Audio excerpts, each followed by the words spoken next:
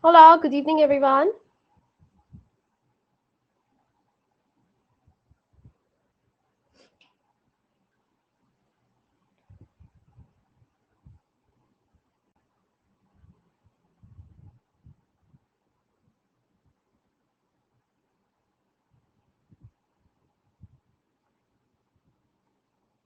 Good evening.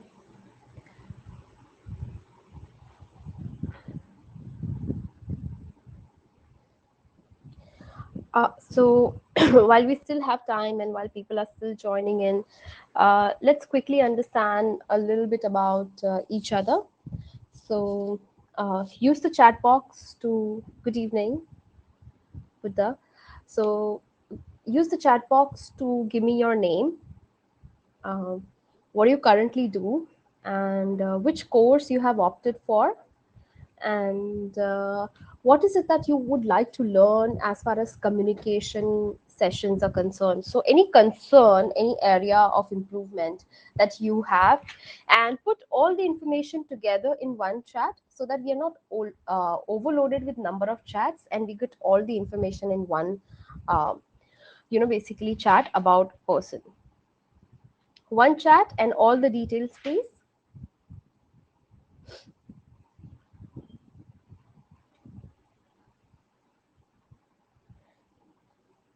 Okay, Yokesh, Pintu, Mohammed, good evening. Sairam, good evening. So use one chat. Okay, Dishi. So what do you currently do? Which course you have opted for? Which course you have opted for? And what is it that you would like to learn from these 8 days? Though we have a set plan for you, but if there is something over and above that you would like to learn, we are happy to add that to the course. Thank you very much. So yes, something that good afternoon, Nahi Smriti. Good evening. Thank you, Vaibhav.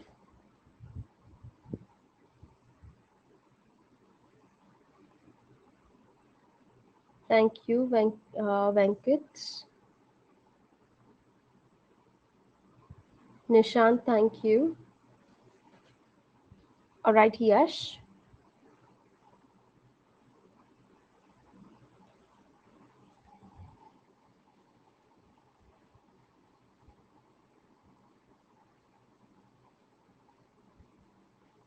All right, Raju. Welcome.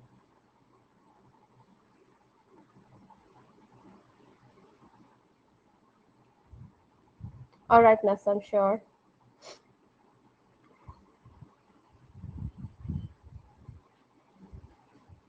Welcome, Shubham.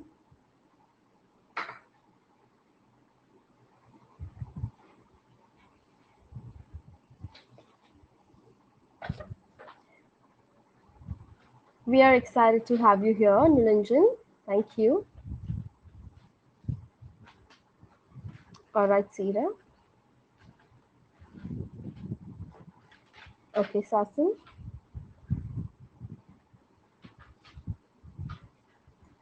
All right, Yogesh.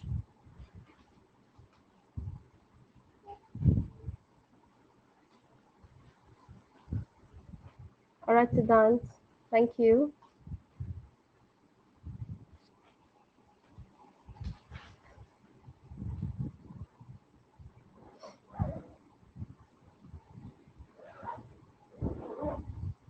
Okay, Ravi Kiran.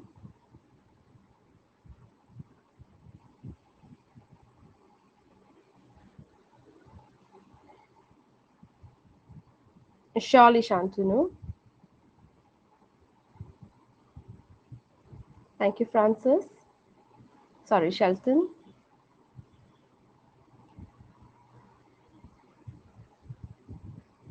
Good to have you, Smriti. Hello, Nitesh. Thank you, Abhishek.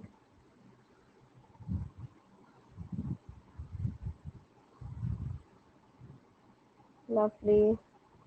Thank you, Akhilesh. So, Akhilesh, are you based out of Qatar, Doha, or you're in India?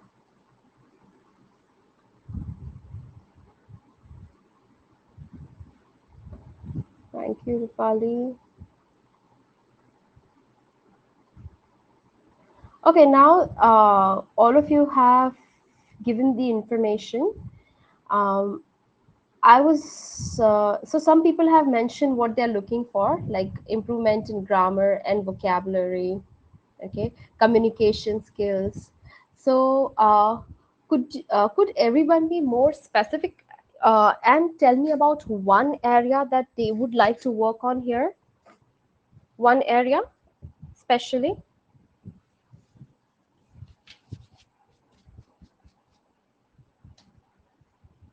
Okay, what part of communication? Spoken communication, business communication, grammar part of communication is wide.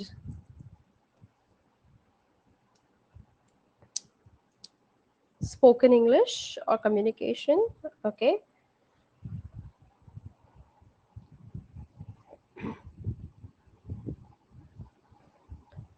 okay, spoken English.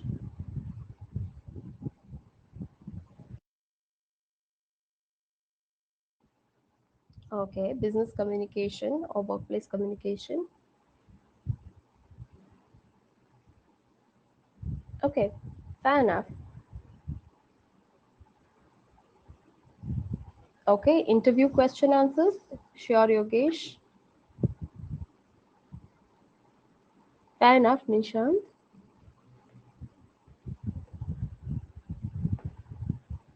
Okay, Subhajit. We'll cover that. Yeah, sure. We are going to also look at how you can present yourself. Fair enough, Nilanjan. We will cover grammar as well.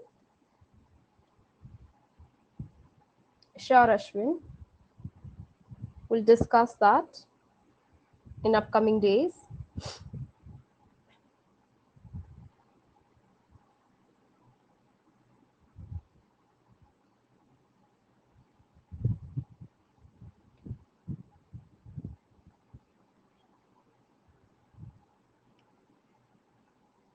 Okay. So we have more people joining. Okay, fair enough, Dinesh.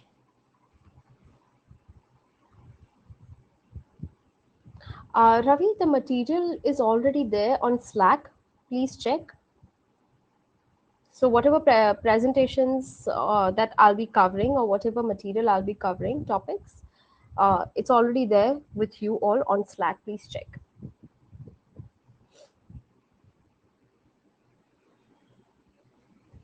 Cold emails. Anish, have you taken business development course?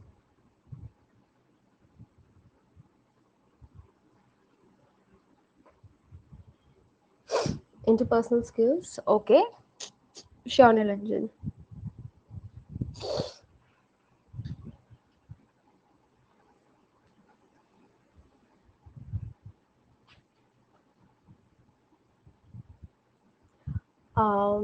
Sure, Nishant, we can. So you have an option to raise hand, and whenever there is an activity that requires you to speak, I will definitely invite you to speak.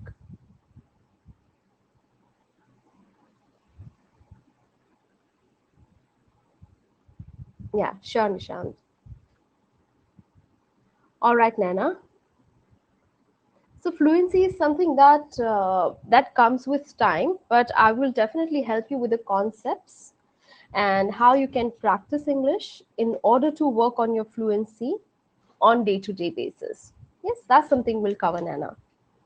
Surely.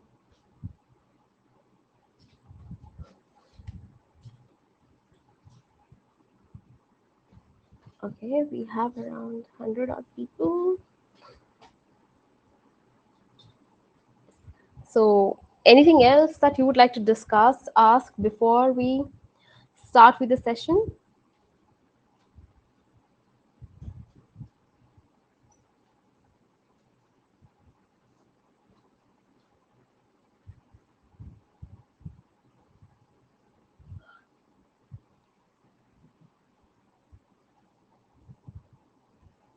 Um, Mock interviews are something that will uh, hopefully be done during your course, but we'll do some a bit of a practice here as well. So don't worry.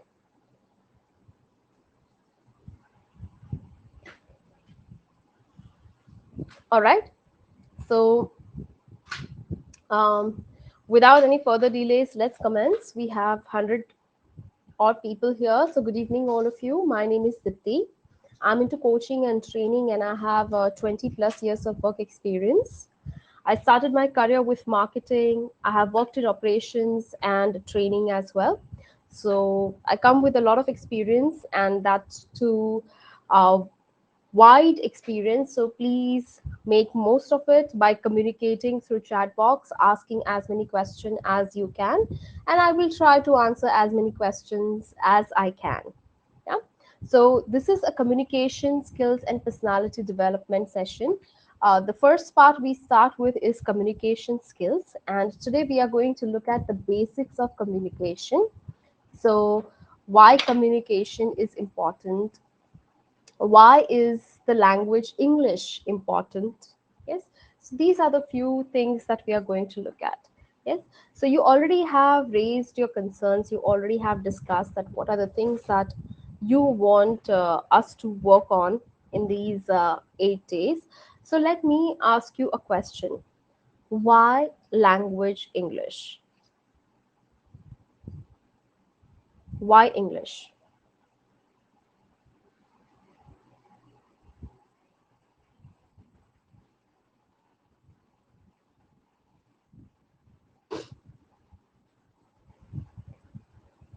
Absolutely. Spot on response, everyone. If you want to be successful in your career, okay, you need to speak the language that maximum people speak, communicate in, and that is English. Yes, English is a widely spoken language across the world, and now even the countries that were of the opinion that no, we will work only, or we will only learn our mother tongue or mother language, are also now spending millions and millions in learning English. Yeah. For example, China, the language English has become a big business. Yeah. $1 billion business, in fact, in China. Why? Because they have realized that if they want to sustain globally, then the language is very important. Yes. So let me share my screen with you, and we will look at what we are going to learn in these session today. So today's objective agenda is to understand the importance of language English, or why is it important to learn the language. We basically are going to look at the ways of effective communication, or how to communicate effectively. We also will look at different ways to communicate at work, how we can build strong personality, how is it that we can increase self confidence, because when we have a strong personality, when we can effectively communicate, it automatically increases our confidence. And finally, we are going to put some emphasis on practicing and learning as well. So, this is the objective of this session. So, why English? As you all answered, it is a widely spoken language, a global language, and it is widely accepted as a business language. So, around 1.35 billion speak in English worldwide, and the figures are increasing as we speak. In India itself, it's a widely spoken language. You go to any state in India, you may not be able to communicate in other languages, but English is one language that basically helps you communicate with people. So, what if it is broken? Yeah, so what someone does not understand complete English, or people use or join broken words to communicate, but still, yes, it is the language that unites people here as well. Again, as far as businesses are concerned, yes, whether it is science, technology, or any work opportunities, as a matter of fact. You can work globally if you are an effective communicator and you have a decent hold over the language English, which means that you are more employable. Yes, as per the Harvard Business Review or other top well, institutions, organizations, even Fortune 500 organizations, they prefer people who are, or freshers especially, who are good with their communication. You would see a difference between a successful leader and a not so successful leader is also a gap between communication. Successful ones are always able to communicate effectively, use language more smartly. Yes. So if you want to establish a strong brand image, and here, when I say brand image, I'm not talking about the organization, I'm talking about you as a brand. Yes, if you wish to establish that strong brand image of yourself, then you definitely need to build strong personality and a greater hold over the language English. One second. Yeah. So when I am presenting my screen, everyone, I may not be able to see your chats. So I'll have to keep toggling between the screens. So just in case, if you have any questions, put it in the chat box, and I will keep checking uh, the screen once in a while. Okay. As of now, there are no questions. If you have any questions, please use the chat box. All right. Thank you, Nirisha, Nana. So answer this question, everyone. When I say, give me some water, do you think this sentence is clear, complete, and whether the purpose of this sentence defined? What are your thoughts?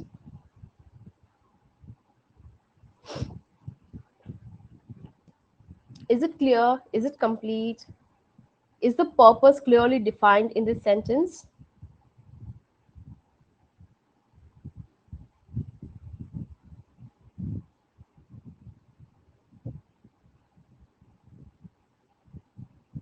Purpose is defined. Okay, can you tell me how?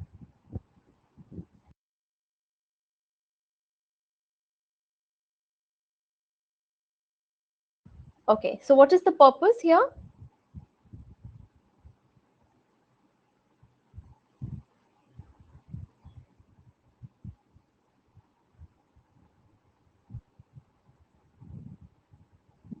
Right.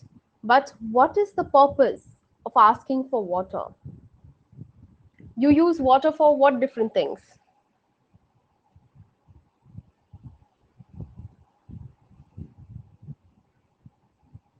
To drink. Yeah. Apart from that?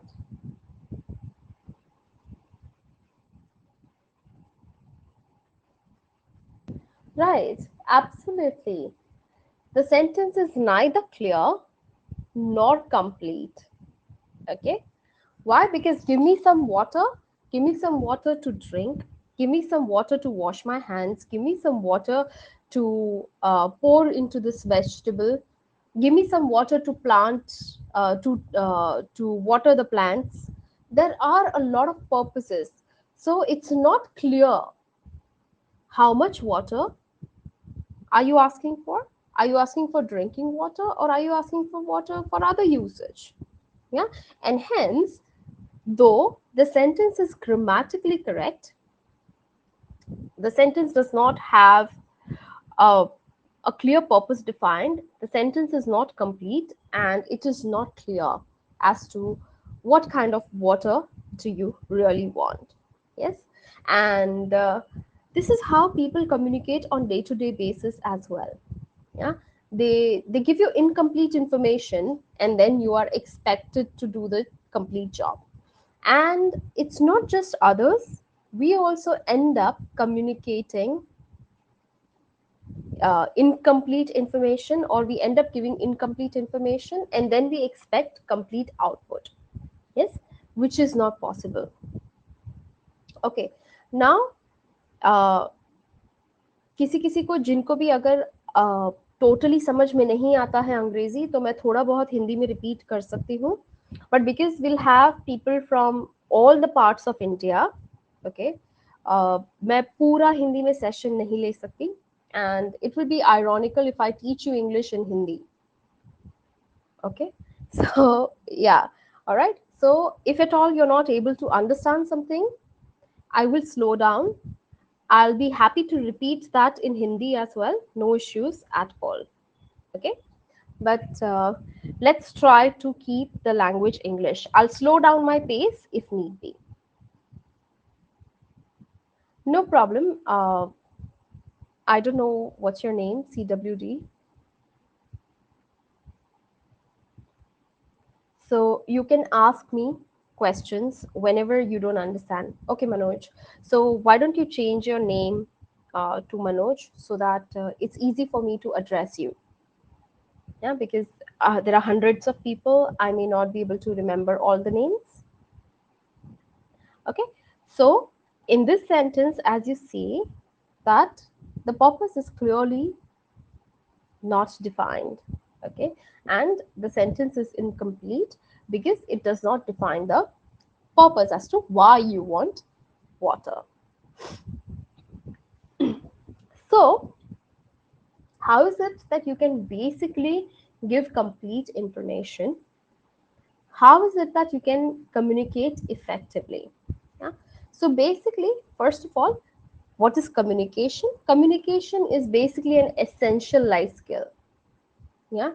You, me, or any species, as a matter of fact, cannot live without communicating.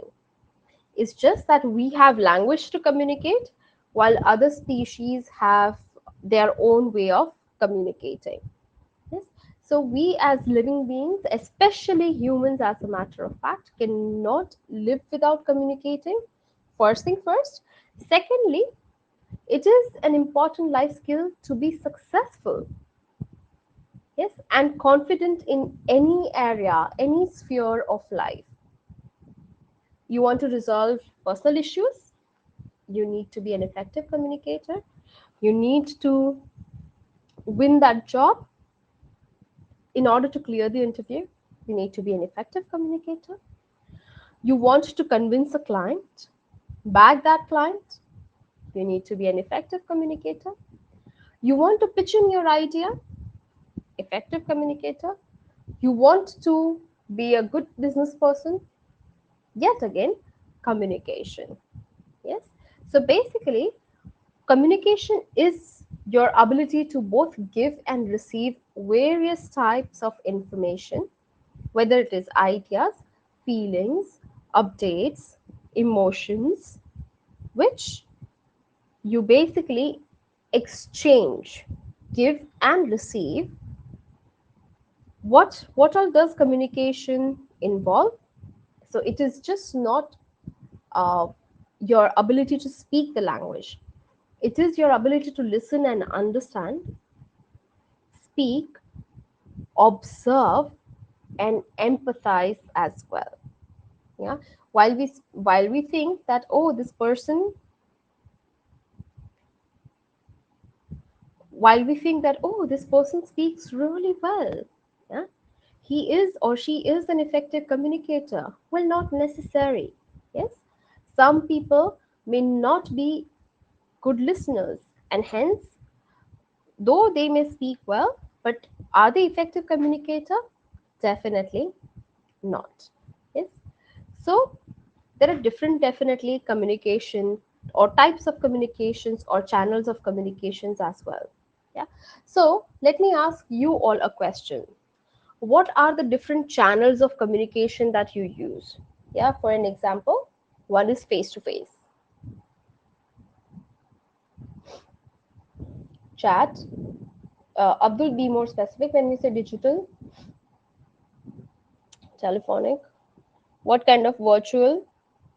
Messaging, calling, letters. Very good. Someone mentioned letters, and I'm impressed. Emails, Those are types of communication, verbal and non-verbal. We are discussing channels. Okay, so how you basically pass on your message to others. Social media, right? Okay, so these are the different channels of communication, various social media handles, calling, WhatsApping, face-to-face conversations, video conferences. Yes, absolutely. Lovely.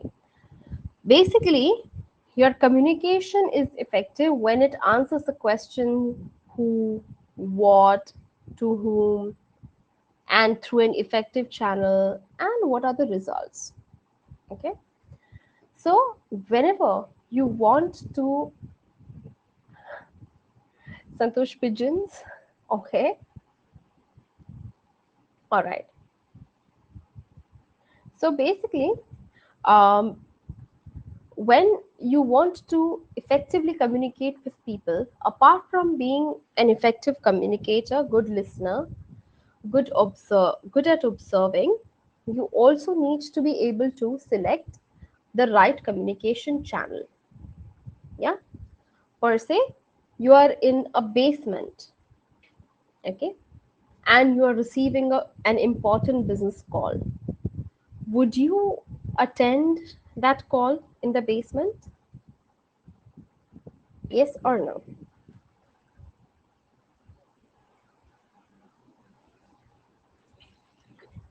Okay. If yes, why? If no, why?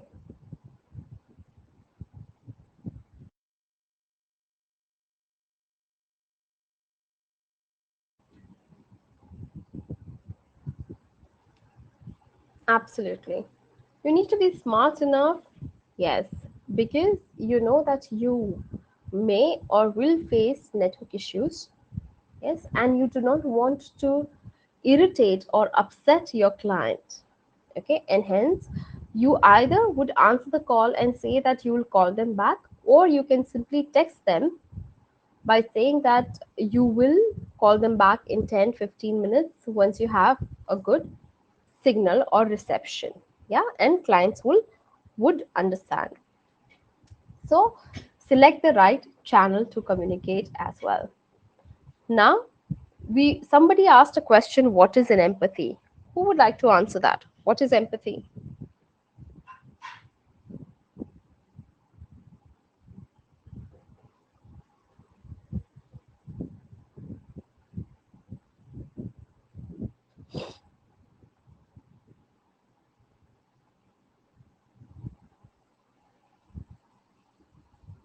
Okay, understanding and making emotional connection with other human beings for now, from business perspective. Okay, so could you guys explain with an example what is empathy?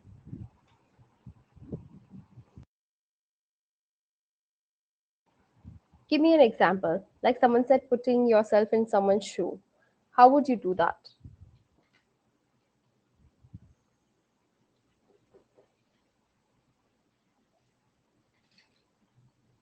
Okay,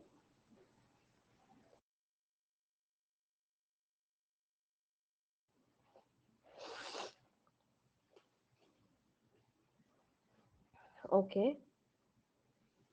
So let's think about more of business scenarios, work scenarios.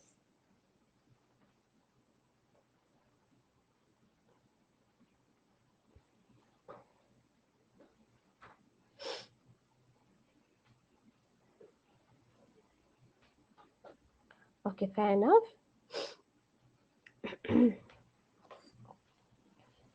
Right.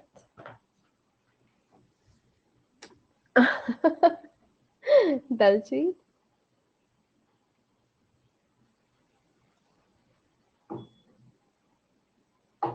Right. So basically, understanding others' pain areas, understanding the situation from their perspective, okay, and then responding to them. So, why is it that we use empathy in business but not sympathy?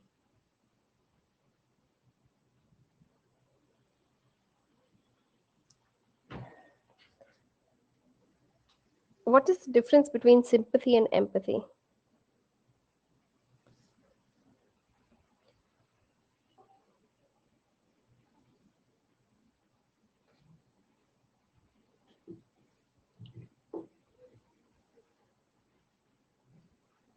Absolutely. Apt, Ashwin. Absolutely. So basically, to sympathize is to feel someone else's pain, okay, but to also act in a way they are acting.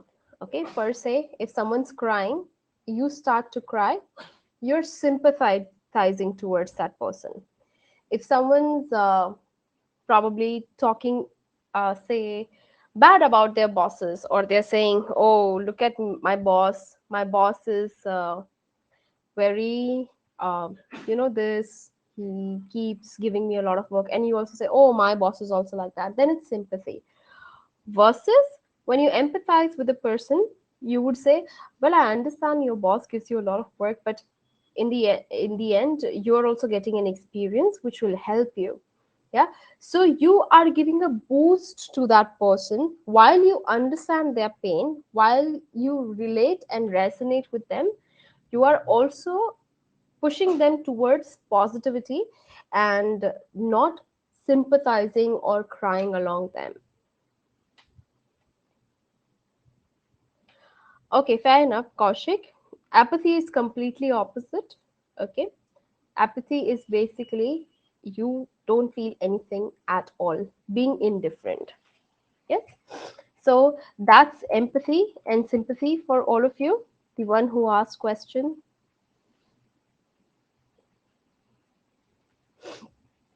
Okay.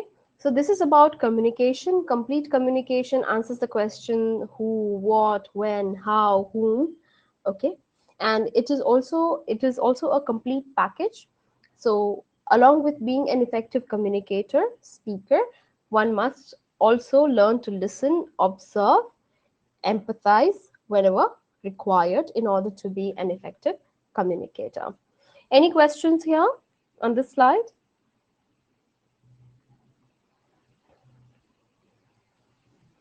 Okay, are we all good with me? I want 100 people, 100 thumbs up.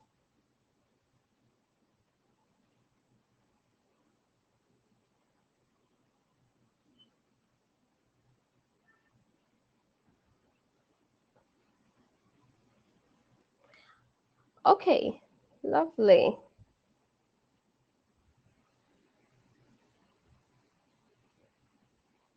Yeah, we have more than 100 people here in the session. All right.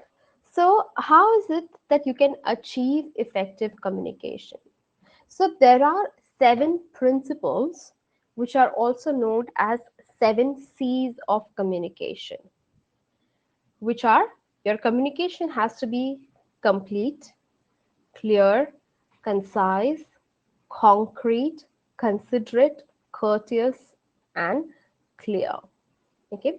So before communicating, before speaking with someone, you need to answer these questions. Is my communication complete? Which means, can you give me some water? For what? To drink. So this makes my communication both clear and complete. Excuse me.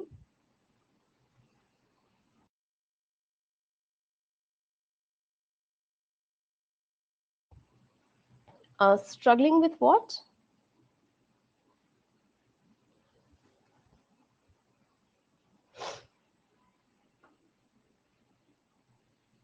Okay. Yes. So this makes your communication complete. Now, what is concrete? Make sure that your communication, whether it is email or whether you are speaking with someone, you are speaking facts, you're speaking truth, you are speaking with some substance. Okay. Like in Hindi, there is a famous saying, "हवा में बात कर रहा है," या "हवा में बात चल रही है." What does it mean? It means that your conversation is not concrete. You are speaking from nowhere. Yes, absolutely.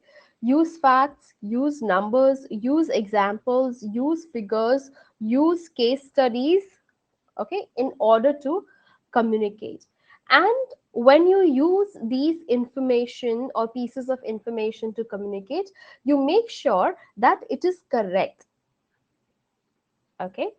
So per se, if I'm showing number and if I'm saying 70%, okay, I have to make sure that my 70% is a correct figure that I'm using. Yeah. Otherwise, it's of no use being concrete if I'm not correct. So cross check your figures, cross check your numbers, cross check your examples and case studies before putting it across. Yeah. And that's being correct. So clear, complete, correct, concrete. One must also be concise. What is the meaning of concise?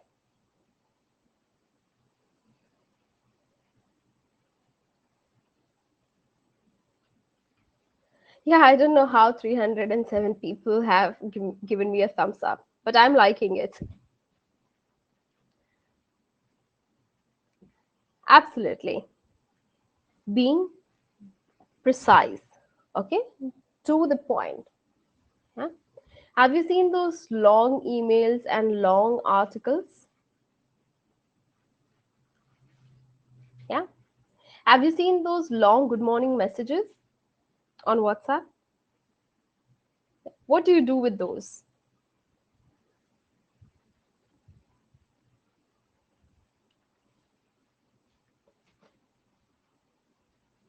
Ignore it. Mark it red. Or just forward it to someone. Why don't you suffer? Right? Or resend it to the same person. Block them? Okay. Just leave it as it is. Yeah. Why do we do that? Because no one likes to read unnecessary long conversations. And that's why it is an important lesson. While you draft your mails or while you speak with someone, you need to be concise. Yeah. I'm sure you must have gone to weddings, relatives, and when you know that, oh my God, this person talks a lot, what do? What's your reaction?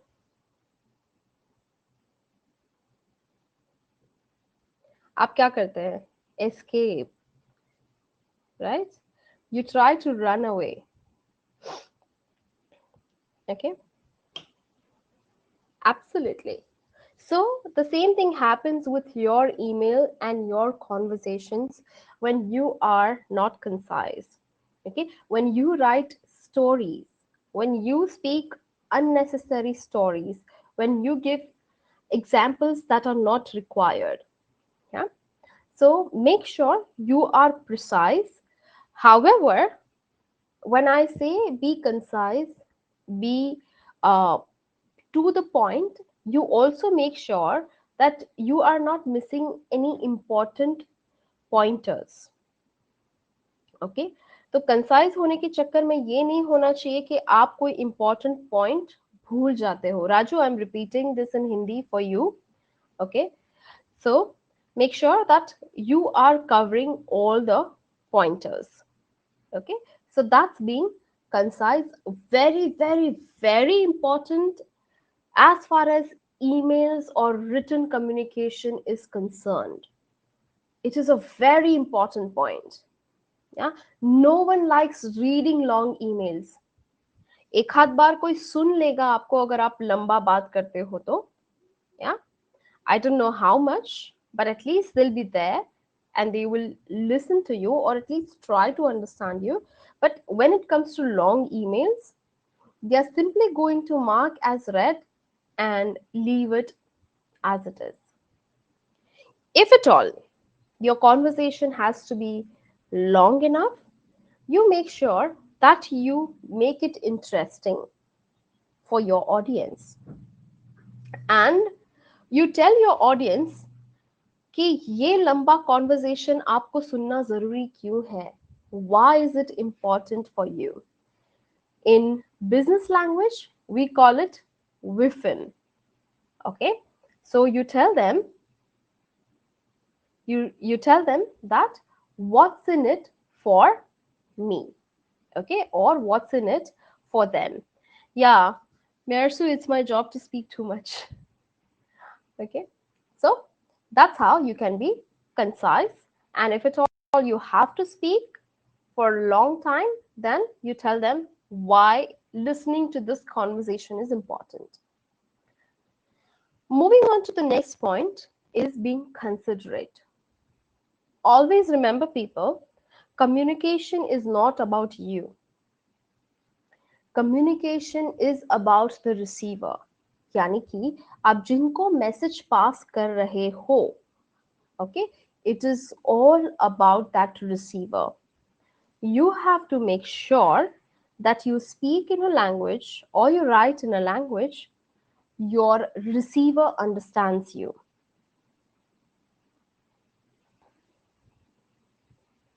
Okay, so be considerate about the culture they come from, be considerate about the background, be considerate about the language, be considerate about these aspects, and then speak with or communicate with your audience.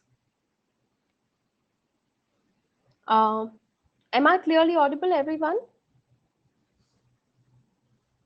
Yes? Eunice, could be your network. Okay, okay, okay. All right, all right, all right, all right, all right. Yes, we got it, we got it. So that's about being considerate. Now, the last point or the last C is courteous. So, what is being courteous or courtesy? Absolutely. Talking to others in polite, respectful manner. Okay.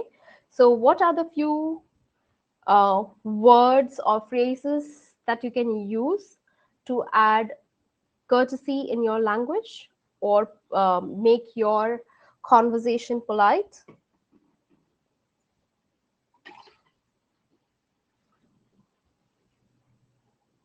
Mm-hmm. Mm-hmm.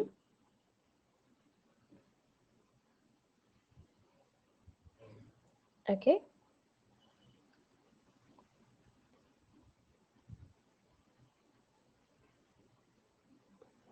Yes. So basically, make use of courtesy words. Okay. Like thank you, please, apologies. Yes. Also, wherever needed, you can make use of sir, ma'am. It is not required everywhere. Okay. But wherever it is required, make use of those titles. Yes. Apart from that, use a polite tone. Okay. Per se, I'm using polite words, but my tone is harsh, it will beat the purpose. Okay. So ensure that both your email and your conversation has polite tone. For an example, if I say, I said I'm sorry, does it really mean I'm sorry?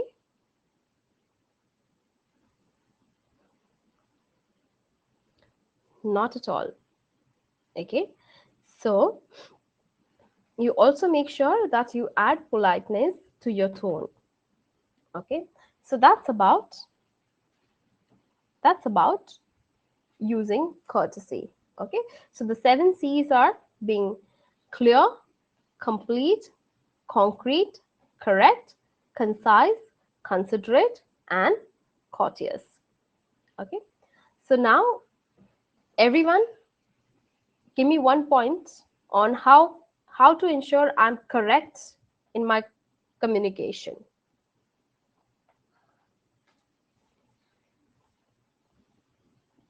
How do I ensure I'm correct? Genuine information, very good.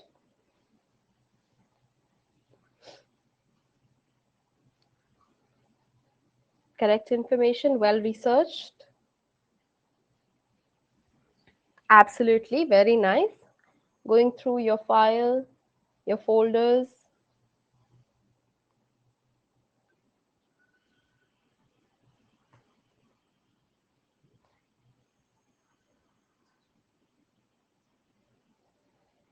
Absolutely. Now, the next point. How can I be clear in my conversation?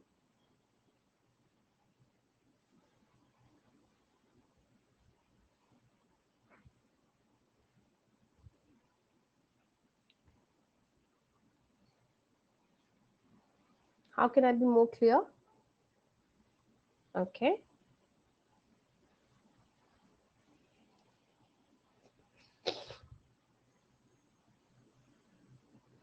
right. Very good. Lovely. That's true, Navneet. Yes. So, A, you need to be complete. Yeah. And B, whatever direction or information you're giving, you state those directions or information clearly. Okay. Think before speaking. Have a sequence in your mind. Okay. Speak with a sequence in your mind. When you use logical sequence to something, then your communication or your conversation is much more clear. So we have covered complete, clear, correct. How about being concise? How can I be more concise in my conversations?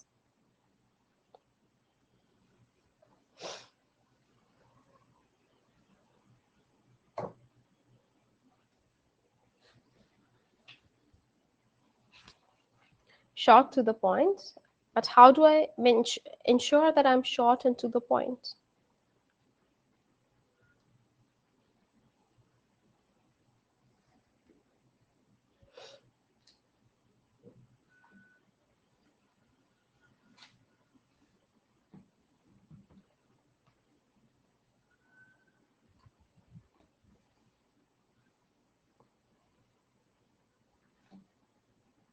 Correct. Okay, so basically जहां पे आपको 5 words use करना है, वहां पे आप सोचो कि मैं 3 वर्ड्स में कैसे कम्युनिकेट करूं, and not that I need to add, you know, 5 more words to add it more interesting. So think this way, that you're communicating information and you're not writing a story, or you're not writing a poem. Yeah. So for an example, a very beautiful song that was there, I think, was launched in somewhere 90s, when the entire 10 minutes was spent in talking about एक लड़की को देखा तो ऐसा लगा जैसे खिलता गुलाब शायर का ख्वाब, and I don't know what all. Versus, I could have been concise and I would have said that I saw a very beautiful woman, and that should have served the purpose, isn't it? Right? So that's being precise. Okay? Yeah. Thank you, Rupali.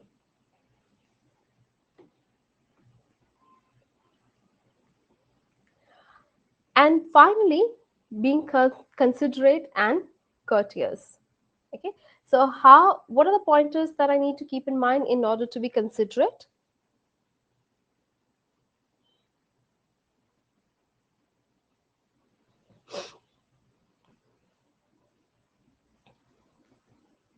So communication is always about the receiver or the speaker. Absolutely. The receiver. Okay. So the person, the language, the culture they come from, the way they understand things. Absolutely. The background that they come from. Yeah. The industry that they come from. Okay. So per se, if I come from operations, and I'm speaking with someone who is per se from supply chain, Okay, it's not necessary that they understand all the jargons that we use in our day to day operations. So I need to be more careful when I communicate with a person. Yeah, absolutely. In short, Ravi, making it easy for the receiver to understand and respond. Very apt. And finally, the last C, courteous. Courteous, yes. So, how do you maintain courtesy, politeness in your language and in your tone?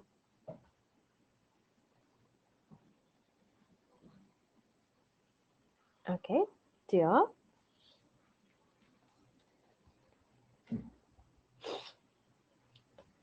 right?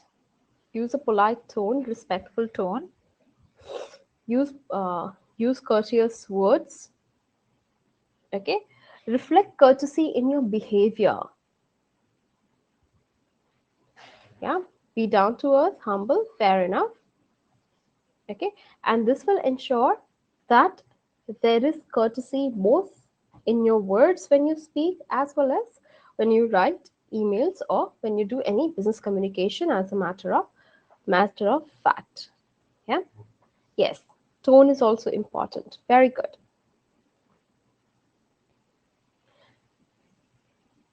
Fair enough, Manas. Fair enough. But still, we can be polite to everyone. Yeah, starting from the CEO to a security. Yes, we can be polite to everyone. So when you communicate, you answer the question: is my communication clear, complete, precise, polite, true, assertive? Is it the right person that I'm communicating with? Is it structured well? And is it necessary? Most important. Speak only when it is necessary. Yeah. So, any questions as far as the seven C's are concerned? What? Someone looks confused. What are we confused about?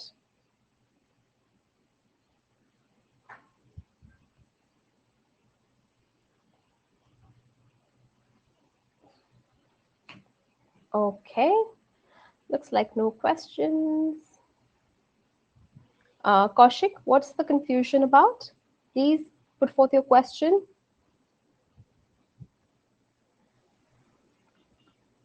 So, Deepak, are you not able to understand someone in a particular situation, or is it a particular person? Bharat, about being concrete is basically आप जो भी communicate करते हो, okay, make sure that your communication has some evidence, some concrete proof. So basically you are not speaking in thin air. Okay, you have some substance to back your conversations with. Okay, if you still don't understand concrete, you can definitely watch Rahul Gandhi's speech and you would understand.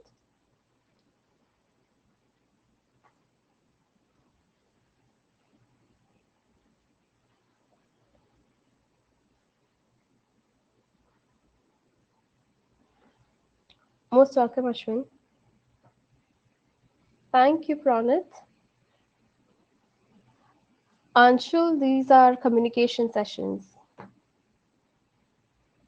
Abdul, we will take care of that when we do interview part of it. Yes, so we will definitely look at that question.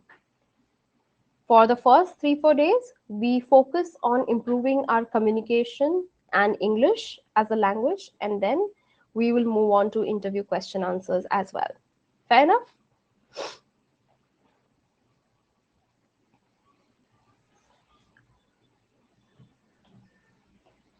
Yes, Yogesh, you try to incorporate as many as possible with practice.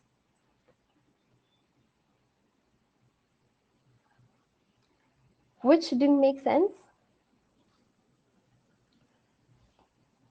Courtesy?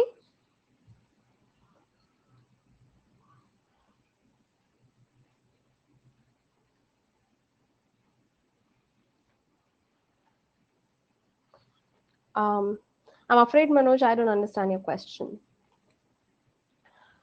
Okay, on that note, let's move on to types of communication. So, someone in the chat box earlier mentioned verbal communication and non-verbal communication.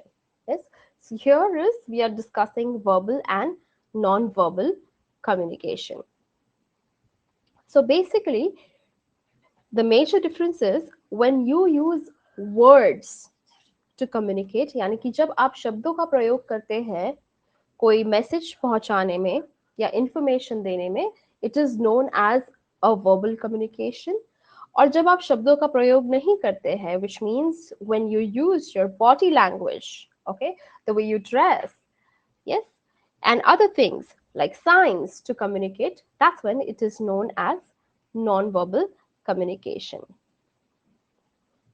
So here are a few types of or ways you can communicate verbally. So basically, you use words to communicate in business meetings, phone calls, video calls, presentation, emails, feedback sessions, appraisals, one-to-one conversations. Can you add more to this? Where else do you use words to communicate or verbal communication?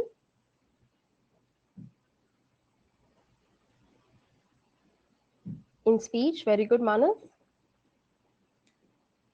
To chat, right? Right?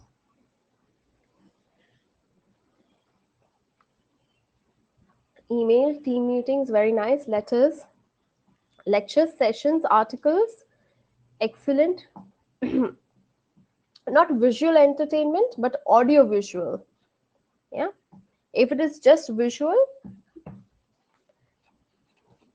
on social media, very good. Blogs, podcasts, yes. The language is everywhere. The words are being used everywhere and they are really important as far as business is concerned. YouTube, very nice. Now, look at non-verbal communication. So, non-verbal communication, so how do you express yourself? Okay, यानी कि आप अपने आप को कैसे express कर सकते हो without using words. So your hygiene talks a lot about you. Okay, and what is covered in hygiene? Hygiene का मतलब क्या होता है?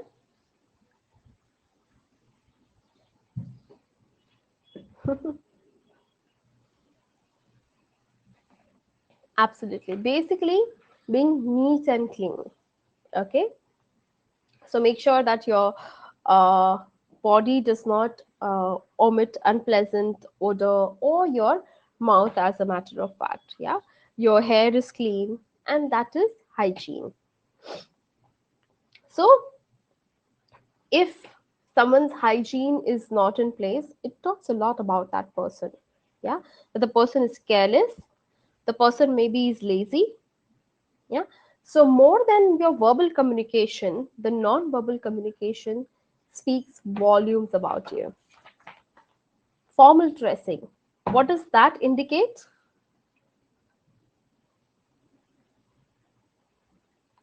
What does that indicate?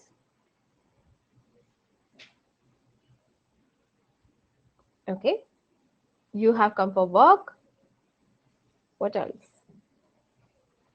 You are dedicated. Absolutely, you're professional. Very nice. You mean business. You are in a mood to work.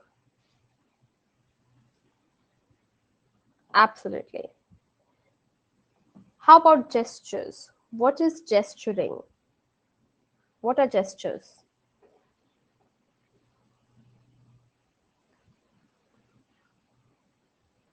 Absolutely, Prithvi. So, gestures is basically when you use your hands to communicate, or per se, if you're speaking something and you making use of gestures to basically support your conversation. So, when you use gestures, A, you come across as more confident, and When you use gestures to communicate, people are more likely to trust you. When you gestures to communicate, people are more likely to remember what you have spoken. Yes, hence gestures. But of course, you need to be very careful about using gestures. You need not overdo it, you need not underdo it. And in certain cultures, uh, they don't prefer using gestures, while certain cultures they prefer using more of gestures. So depending on where you are, make use of gestures. Absolutely. It is important that your gestures coordinate with what you speak. For an example, if I say, I have a big idea for you, how does it sound? And how does it look?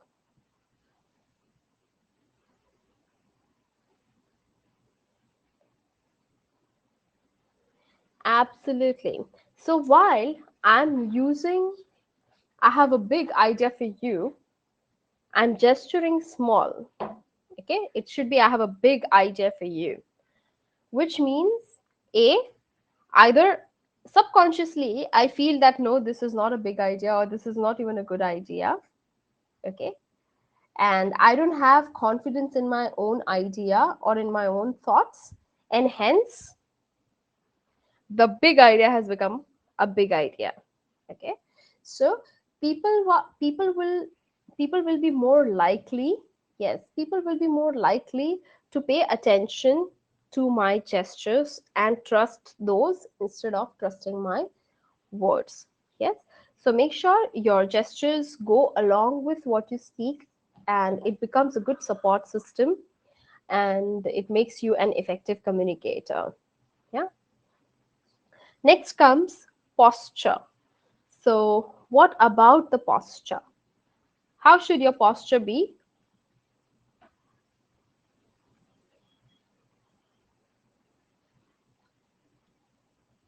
How do you sit? Yes. So have you seen a posture of people from defense?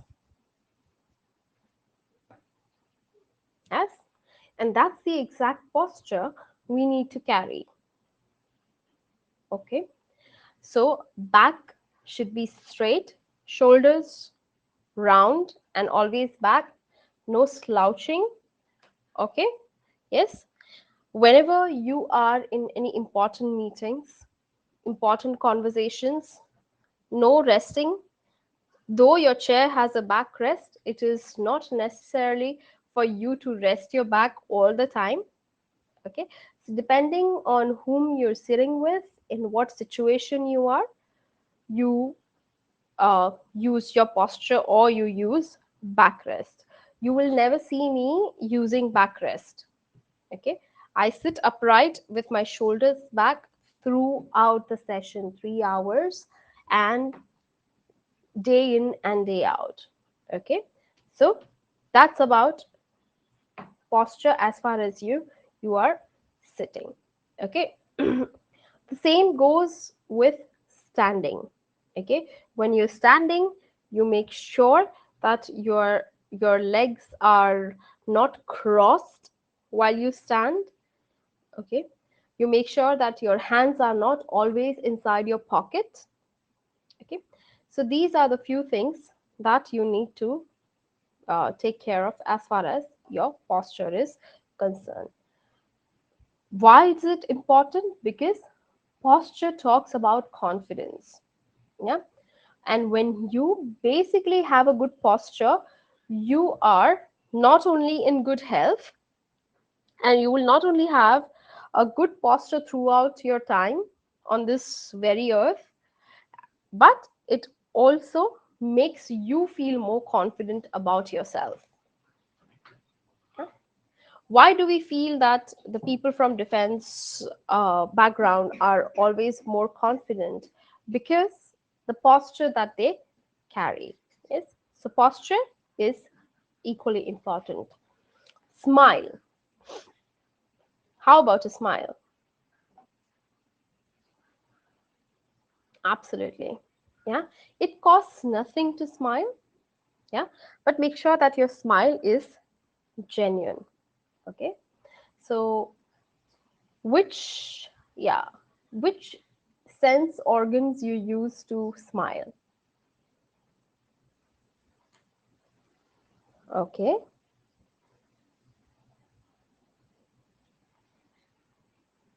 a genuine smile is a smile through eyes. Okay, your eyes should smile. Yeah, even if your lips do not spread too much, but your eyes are smiling, it is a genuine smile. Yeah, so smile through your eyes. Absolutely. And since we are talking about eyes, let's talk about eye contact as well. So, uh, Ashwin, yes, absolutely. So, how is it that you can, how is it that eye contact is important? Who would like to answer that question?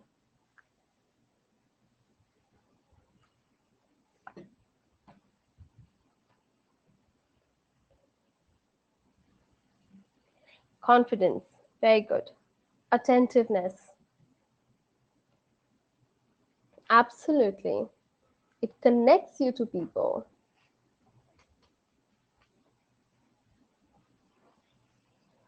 Correct.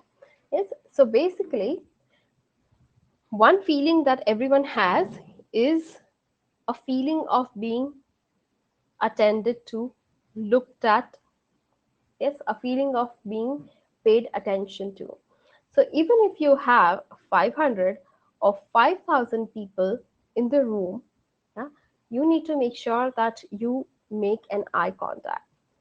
So there is a tool called triangle technology or triangle technique that you can use to pay attention and to make an eye contact with everyone in the room.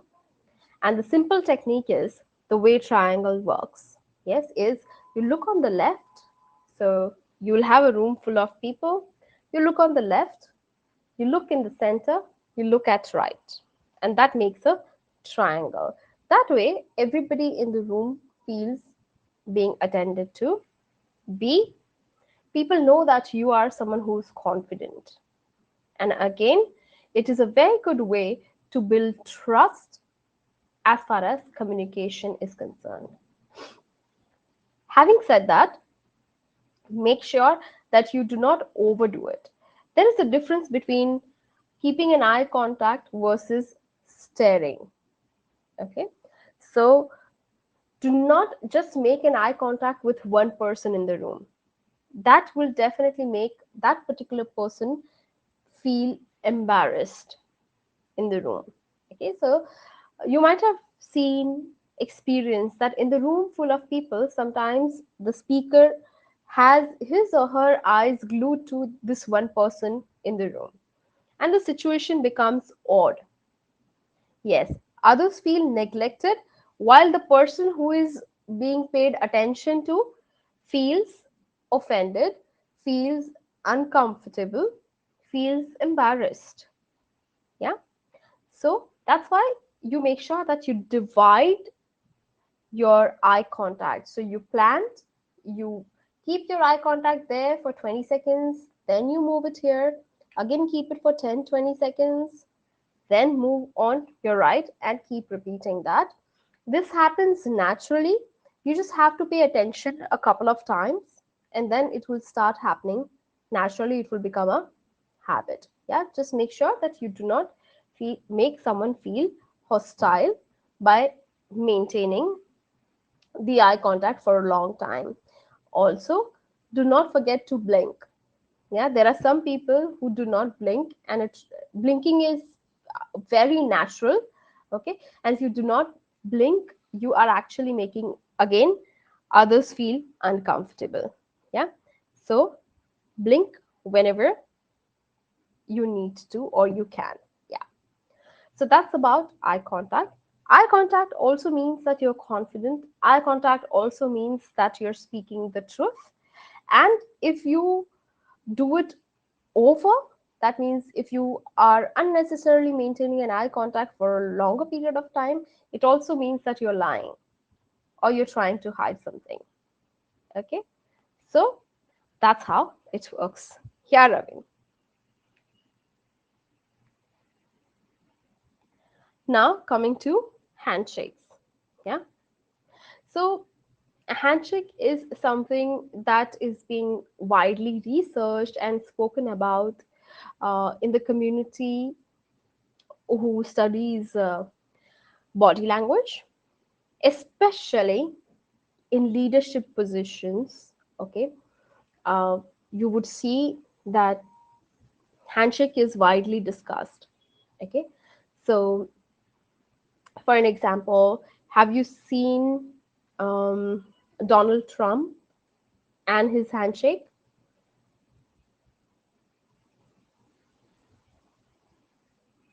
Yeah, correct. He actually goes on to grabbing people.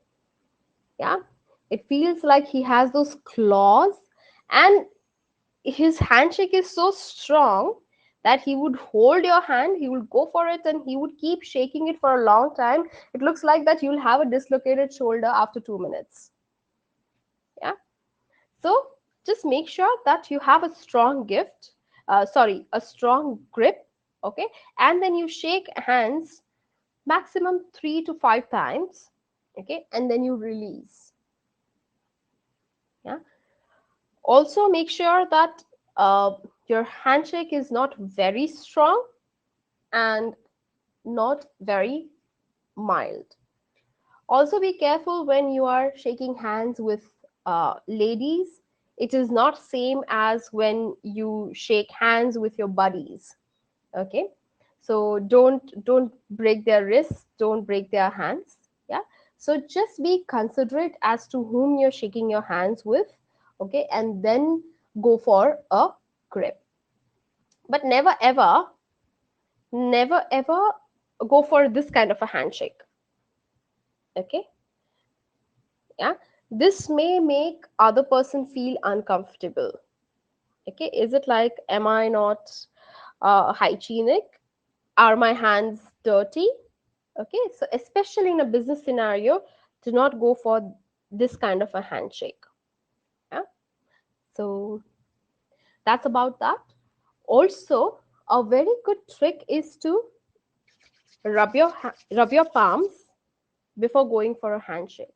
Everyone likes a warm handshake. Never offer a cold handshake.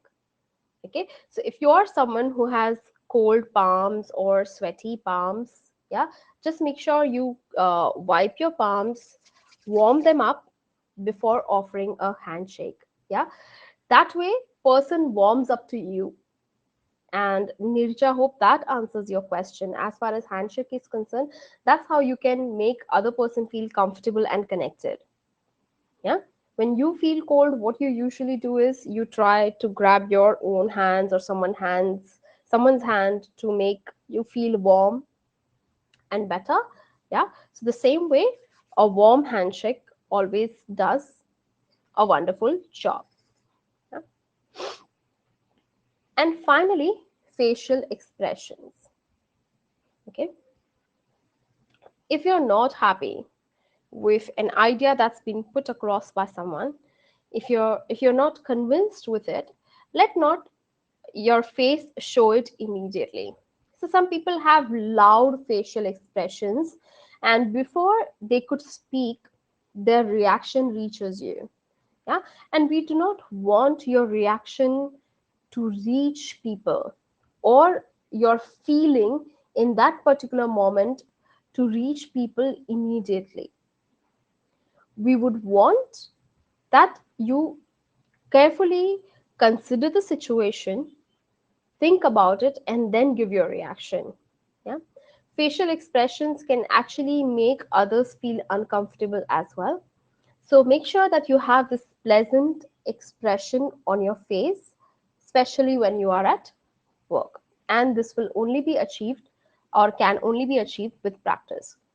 Avoid doing raising of eyebrows. Oh, I don't believe you. Okay, Avoid smirking. Yes. So if someone say express their idea and you smirked immediately, okay, which means that you are not liking the idea or you're condemning the idea. So these are the few expressions that we need to be careful about. Questions as far as non-verbal communication is concerned?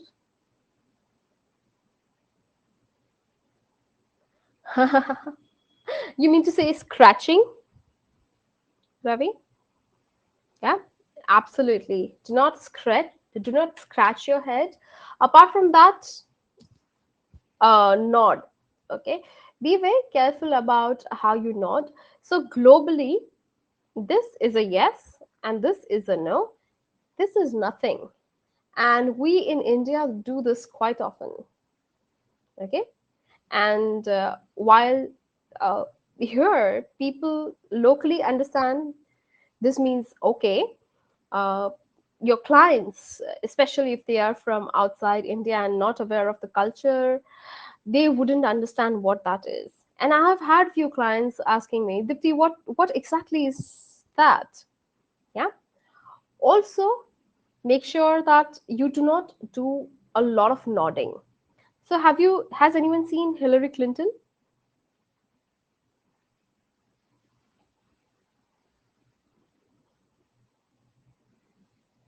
Yeah. And her nods.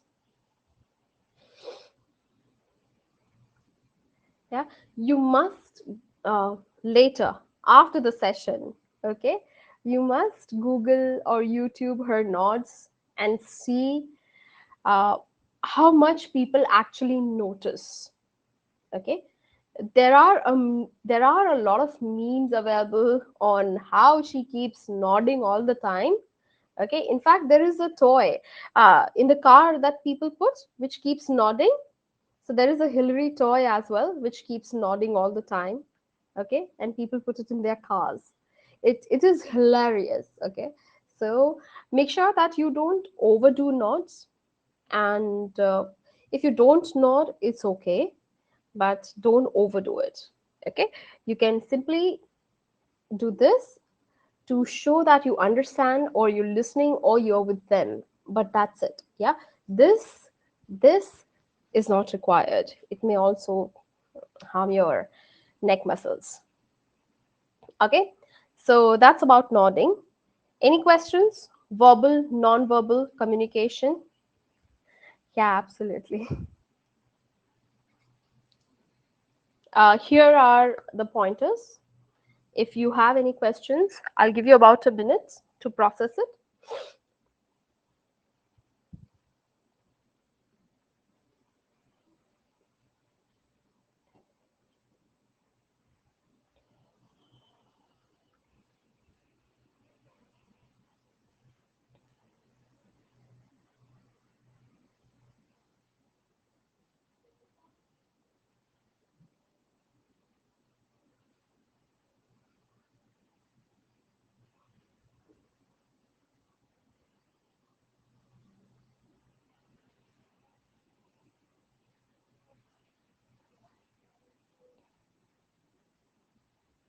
Okay, sure, Aradhya. So basically, imagine, look at my eyes, and this is a smile. How is it? How do you feel if I smile at you this like this? Artificial, not real. Versus, yeah. So basically, my eyes contract a little, yeah, and you may see a little wrinkles here, okay, and that shows you that it's a genuine smile, okay. Versus this is a fake smile, and that's why they say that you smile with your eyes and not necessarily with your lips.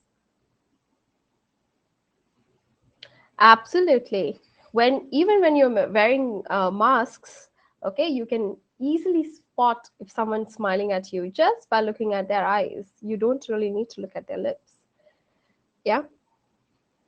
Thank you, Manoj. Yeah. Any further questions? Someone said appraisals. So appraisals are performance appraisals. Every year they are done in the organization. They review how you've done throughout the year, appraise you, and on the basis of your appraisal, you get an increment. Yeah. Okay. More questions?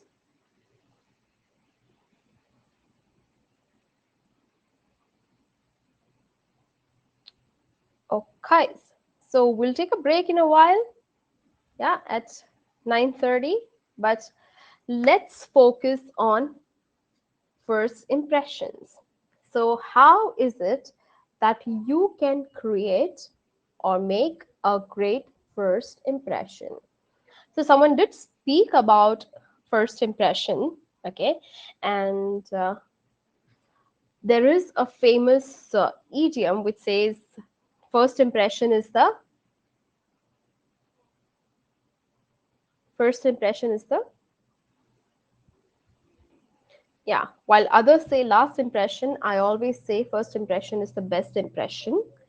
However, however, not in all cases. Yeah.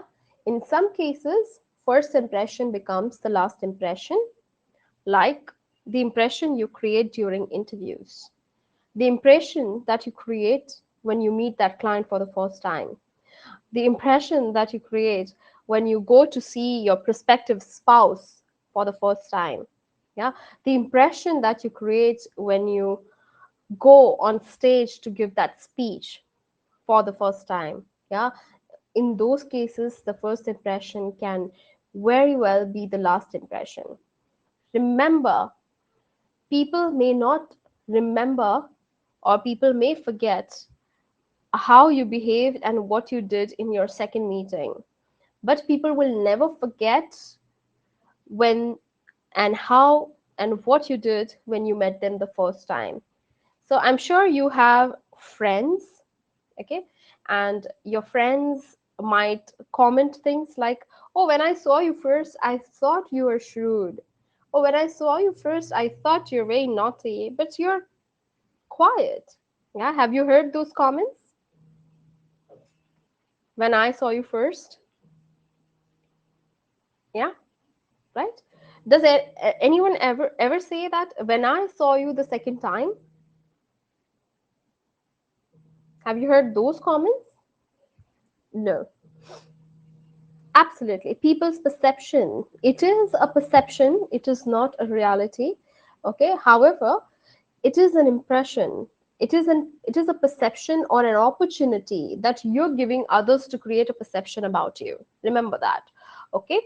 So, especially when it comes to your interviews, your meetings, or your opportunities where you have only one shot or one go, you have to ensure that you create that great first impression on people.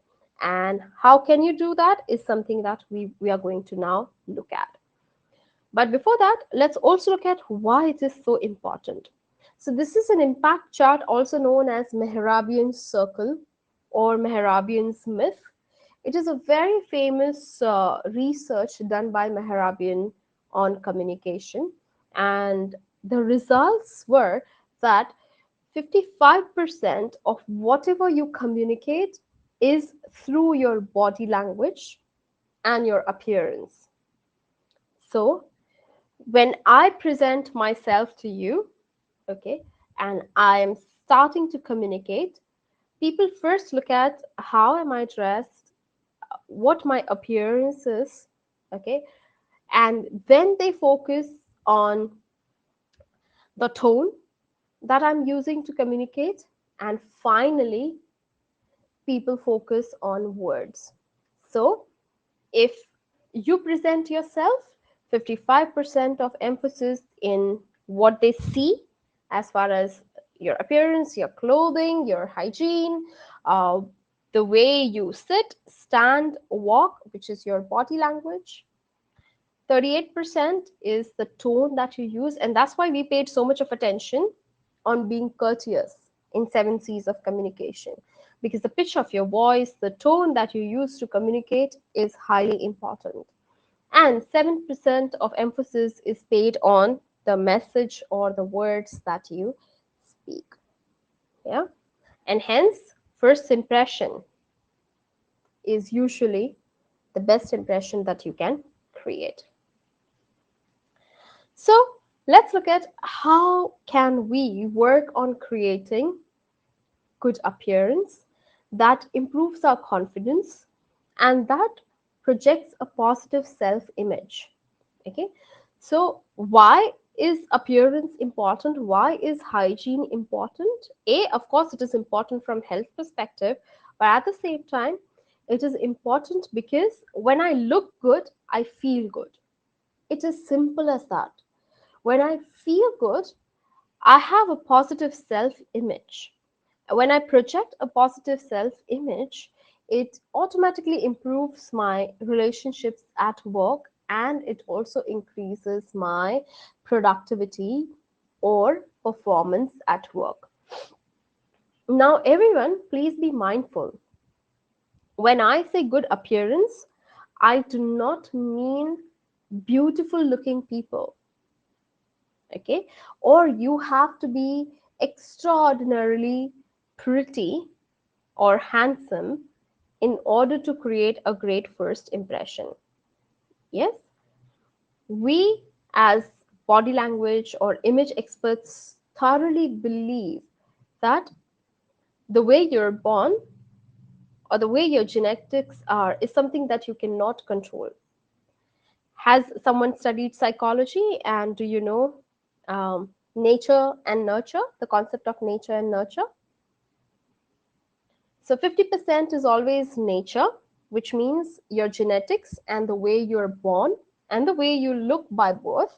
But 50% is nurture, which means that 50% is what we are talking about here, a circle of success, which is how you present yourself.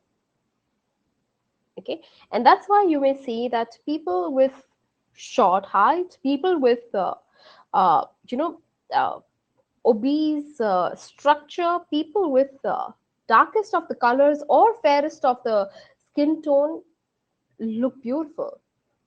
Why? Because they take care of their appearance. They take care of hygiene.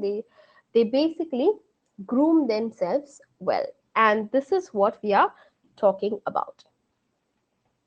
So I think we can take a break here. Would you all like a 15-minute break?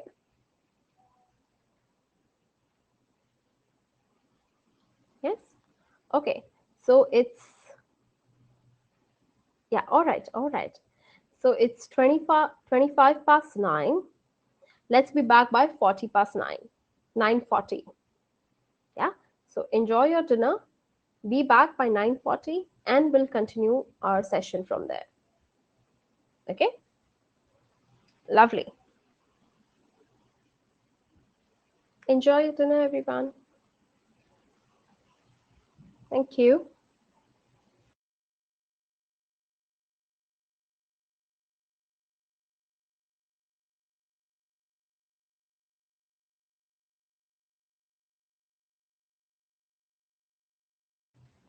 Surely, Preeti. Thank you.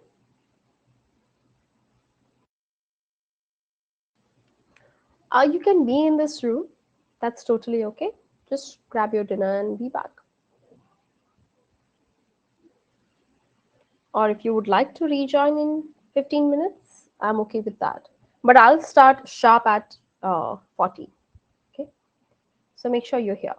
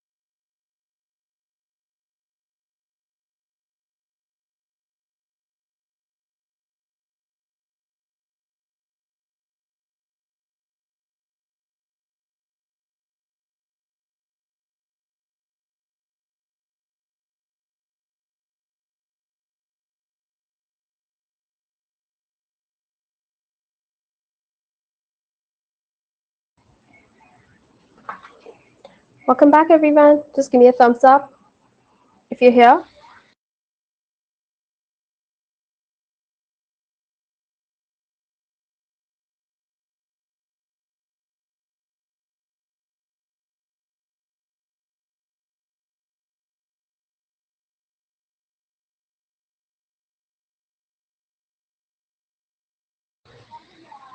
Where are the others?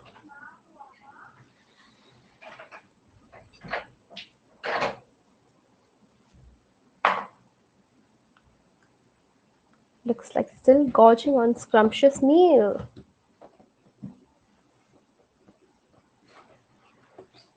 So we'll wait a minute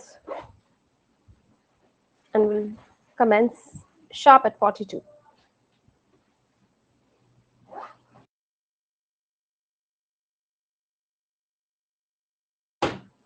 Oh, why is that so, Abdul?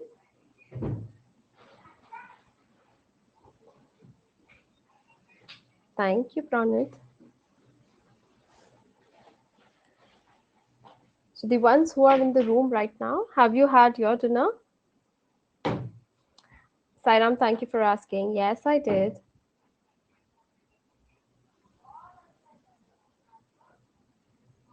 Lovely.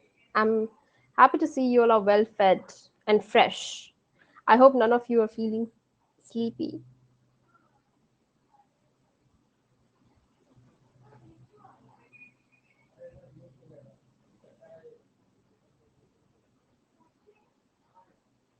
Okay, great.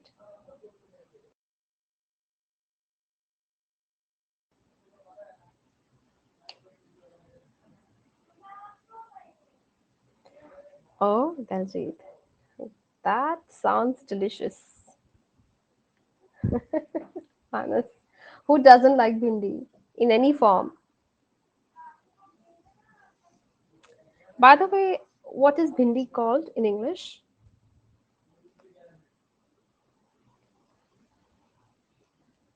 Mm-mm. Okay. But what's its technical name?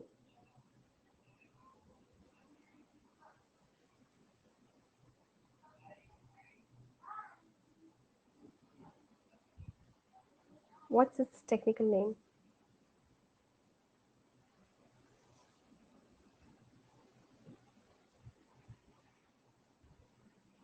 Anybody?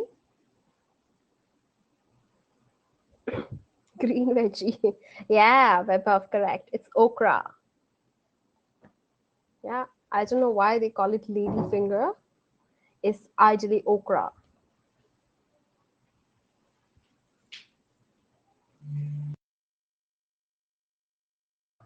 So, enough about our little trivia on food. Let's commence the session. So, once again, can I see some thumbs up in the room? Let's see how many of us are here.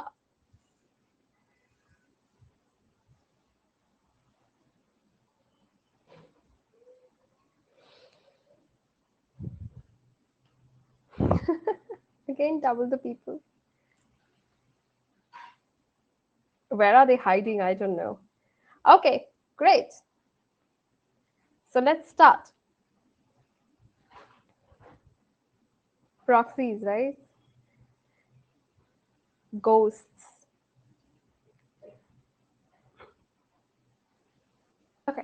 So now that we have looked at verbal communication, non-verbal communication, we looked at seven C's of communication. We looked at how appearance is important. We looked at how it can contribute to your success and everything. Now we are going to basically look at how you can improve your verbal communication and your non-verbal communication as well. So today I have got so many compliments I might have not gotten entire 2 3 years. So thank you very much, all of you, for being so kind. Accepted graciously. So let's look at ways to improve verbal communication. So first, What you can do is listen to audio clips and record yourself to assess your own communication skills. This is a very good technique and it is also backed by research. Okay, research says that when you record yourself and if you are able to listen and understand yourself for more than 20 seconds, yes, how many seconds, everyone? 20. Okay, if you are able to do that, that means you are somewhere doing a decent job. Okay, and to prove that, um, I'll give you an example. Do you all watch YouTube? Yeah. How do you judge whether the video is as per your interest or not, or the speaker is as per your interest or not? How long do you take to decide that? Just an introduction is enough? Yeah. A caption or what you absolutely. First 1 minute is also too much. Exactly. You just look at the thumbnails, yeah, and you see what you see. Uh, when the video is suggested or popped up to you, and on the basis of that, you simply decide whether you want to go ahead with the video or not. And the same is applicable to you. Okay. So record yourself for a minute. See if you can bear yourself for more than 20 seconds. Okay. If you do, watch the entire video and note down the feedback points. Okay. That's first step. Second step, what you can do is share it with your friends, your family, or in this case, your siblings. Okay. I'm sure your siblings are the ones who criticize you the most, right? So here they will be actually happy to watch your video and use their skills to correct you, to comment, and to give a critical feedback. And the good thing is that you won't even feel bad because they have always been doing that. Okay. So send it to your siblings, send it to your friends, and try to understand their perspective as well. Okay. So this is a two-way step that you can follow. Once you're comfortable with those 1 minute videos, you can increase the time, increase the duration, and you can pick up a topic and speak on that topic for 5 minutes. Yeah. Again, record yourself if need be, or if you want, you can gather some audience as well. Yeah. So uh, probably grab your cousins, grab your friends, grab your parents, and practice speaking in front of them. Okay. This will not only improve your communication skills, it will also help you work on your public speaking skills. काफी बारी ऐसा होता है कि लोगों का communication अच्छा होता है. They are good at communicating. However, as soon as they see people, they start, uh, you know, stammering. They start forgetting words. Okay, so make sure that you gather some audience and practice speaking in front of them as well. Also, on day-to-day basis, and this is very, very, very critical. On day-to-day basis, connect and speak with people in English. Huh?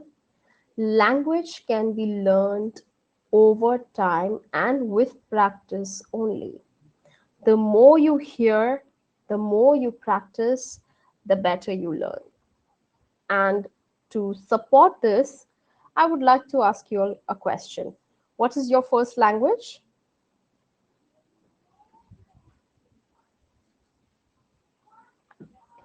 Okay.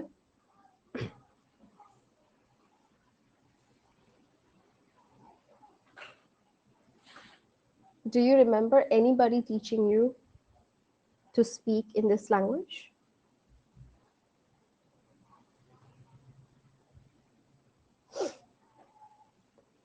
Could you answer why?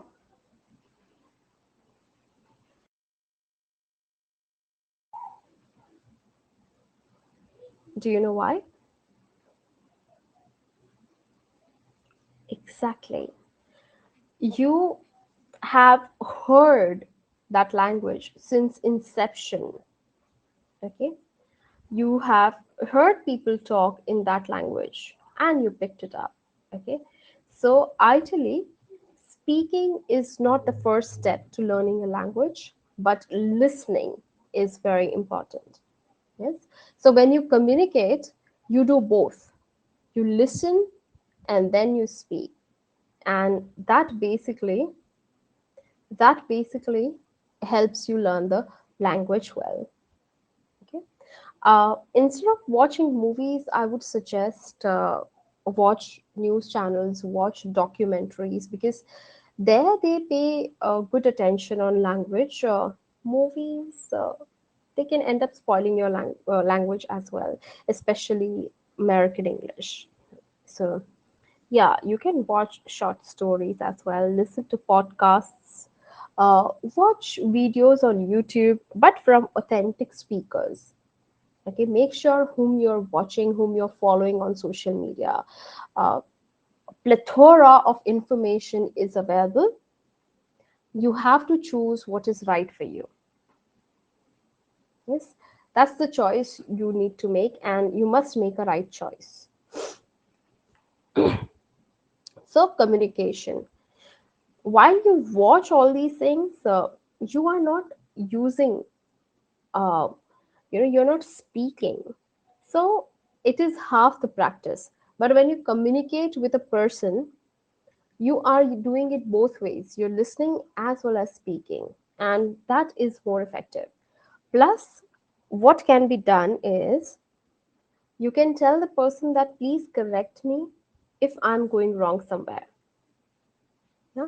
So you basically have that room as well. You can have your mentor, your friend whom you're practicing communication skills with, correct you then and there. Yeah? Of course, there is a major difference between listening and hearing. Who can tell me?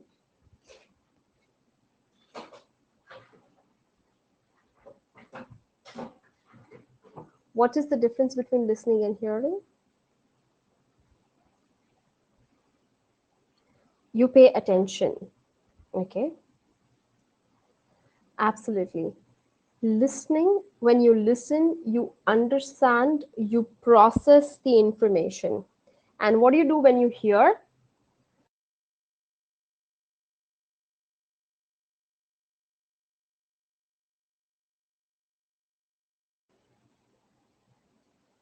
When you do, what do you do when you just hear? Yeah, your mother tells you, get A, B, C, D from the shop.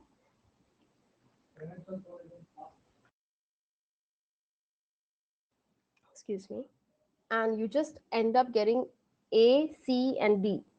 Why? Because you were hearing. Okay, you were not listening, you were not paying attention to it. Okay, it's just some noise, some words that you heard. Yeah, absolutely.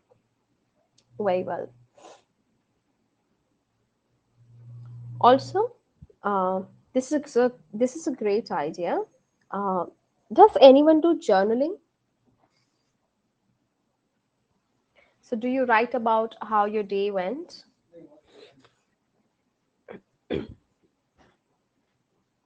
Anybody?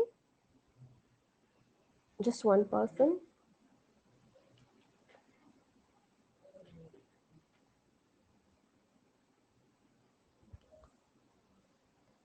Okay, fair enough.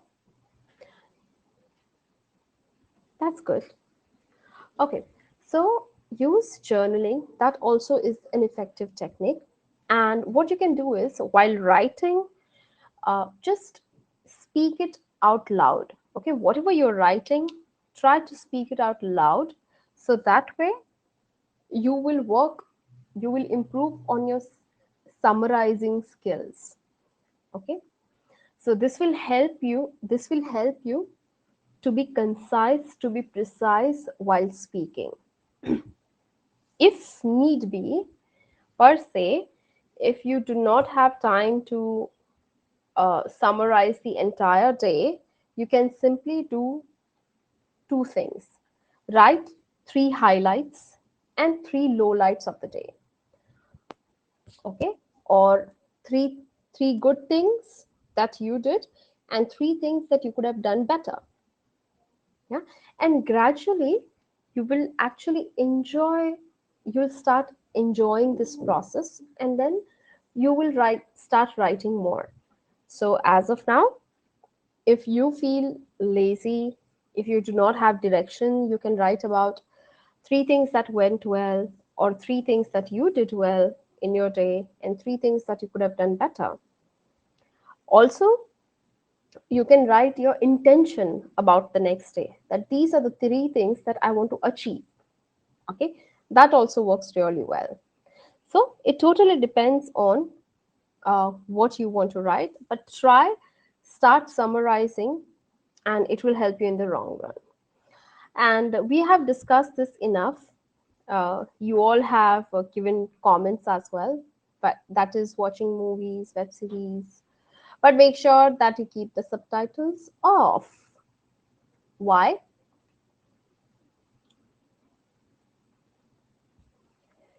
Subtitles off.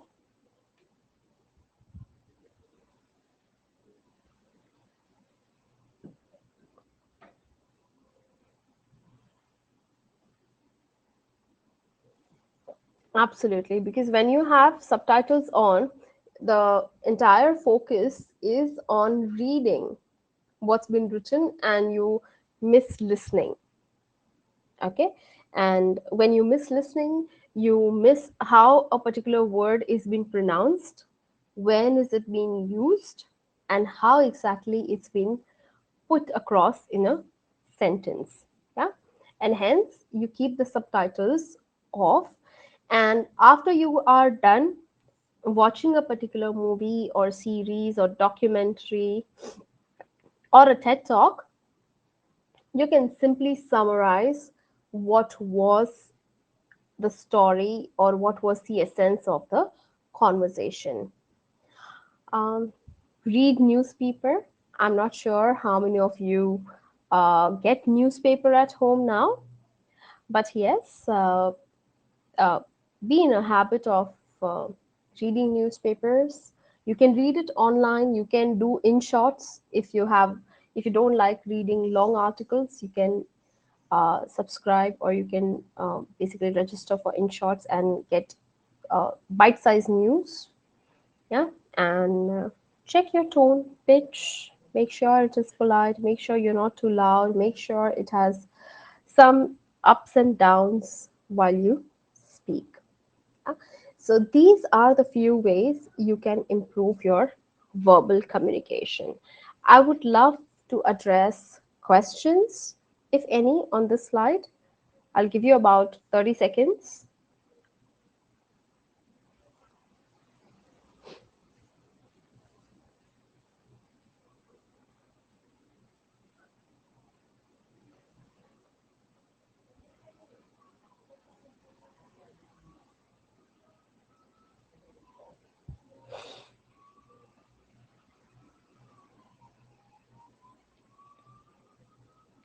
Questions?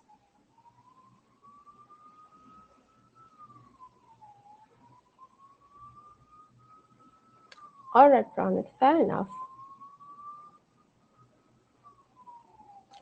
So, Ravikiran, there could be a lot of reasons as to you don't understand other person's conversation. You need to find out what the reason is. Is it the language? Is it the accent? Is it the words? Like when I listen to Shashi Tharoor, even I have to sit with a dictionary. Yeah. So I don't listen to him or I don't watch him. So you need to find out what is it that you don't understand about the conversation.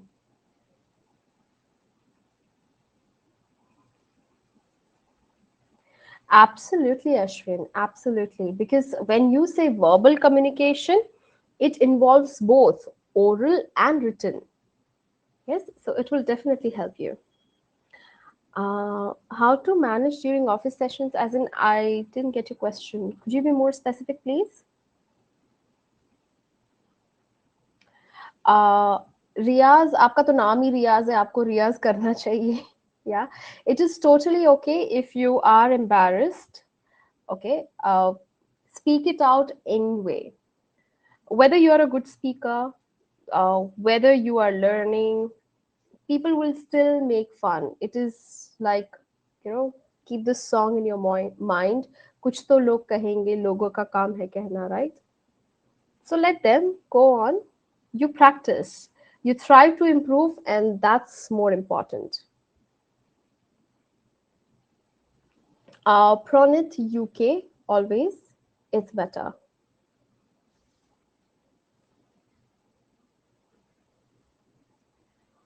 Uh, Ravi, your ears takes time to get used to the accent. If it is an important conversation, you can always ask them to repeat. It is totally okay. You need not be embarrassed. Like, say, if the because I have worked with people from US and UK, I understand their accent, even Australian, as a matter of fact. But if there is someone Scottish, even I have to like pay 100% of my focus while listening and keep my headphones like this to understand their accent. And I can very well ask them to repeat. There is no shame in that.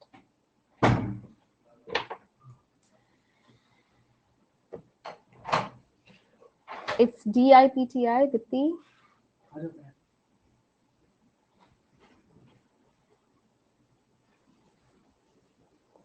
Uh, Subhajit, the reason we use this is because we are short of words.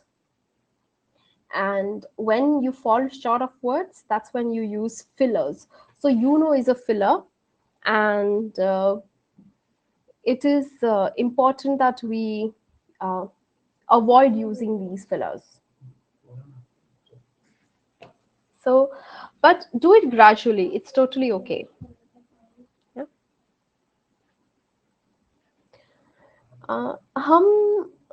Is more of a when you don't have anything to say, or when you disagree but you don't want to say you disagree. That's when people do. Okay. Um, Chenuji, if that's the question, how to manage fluency is by being fluent in all areas. Okay, so you cannot be fluent in one situation and stammer in other. So basically you practice language as a whole, if that makes sense. Of course, it's fine.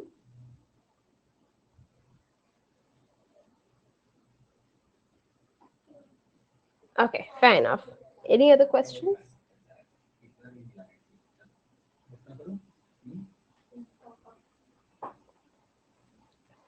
Yeah, Bharat. So simple thing that you can do is type that word and listen to its pronunciation. Okay, so when you Google a certain word, uh, say Google a meaning of plethora. Okay, so when you Google, you write plethora meaning, and when you write that, so let me show it to you. Say I'm writing, I'm searching meaning of the word plethora, and you see right next to it there is an audio button. If I click on that, I'll get the pronunciation. 1 second. Plethora. Yes, so that way I can improve my pronunciations. Make sense, Bharat?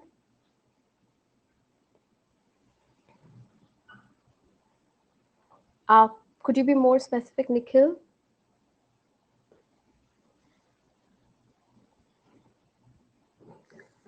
Of course is fine, but yup and nope, yay, nay are not fine.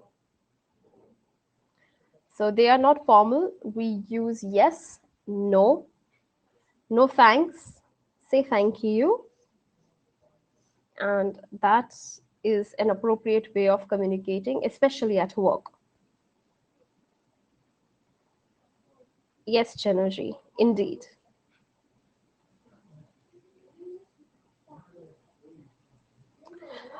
See, Ravi, ideally, when you learn any language as a second language, okay, which is not widely used around your network or people around you, then you need to learn the language rules. Okay, like if your mother language is, say, uh, Tamil or Telugu, then you definitely did not learn the rules about it. Why? Because you have been hearing it from childhood. But if you start learning a particular language at a certain age consciously, then you need to learn the rules of the language. And that will help you attain a natural flow, of course.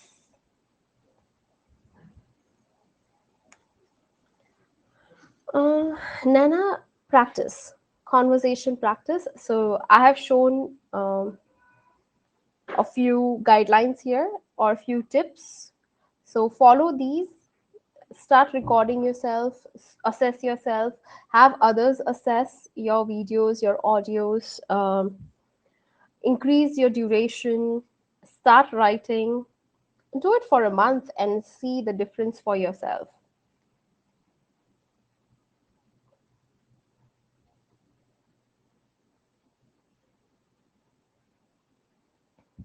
Yes, it does, Chenoji. Language is about practice. You practice more, you definitely attain fluency.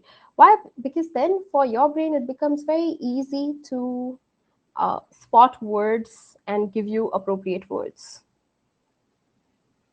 I know four, Sunil. A fifth, a little bit. I'm not that great. Um, Sairam, so we will pick up grammar from tomorrow. I mean, from the next session, that is on Thursday. So we will discuss nuances of sentence construction and we will look at tenses as well. So that should help you. Kaushik आपको practice करना पड़ेगा या जो मैंने tips दिए हैं follow करो उसको. That's excellent, Sunil. Most welcome. So I hope I have answered all the questions. Do we have more?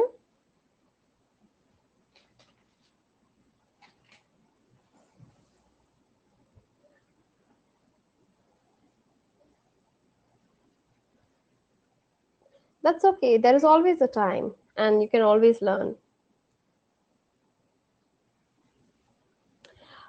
Yes, Riyaj, you can ask for it from your point of contact.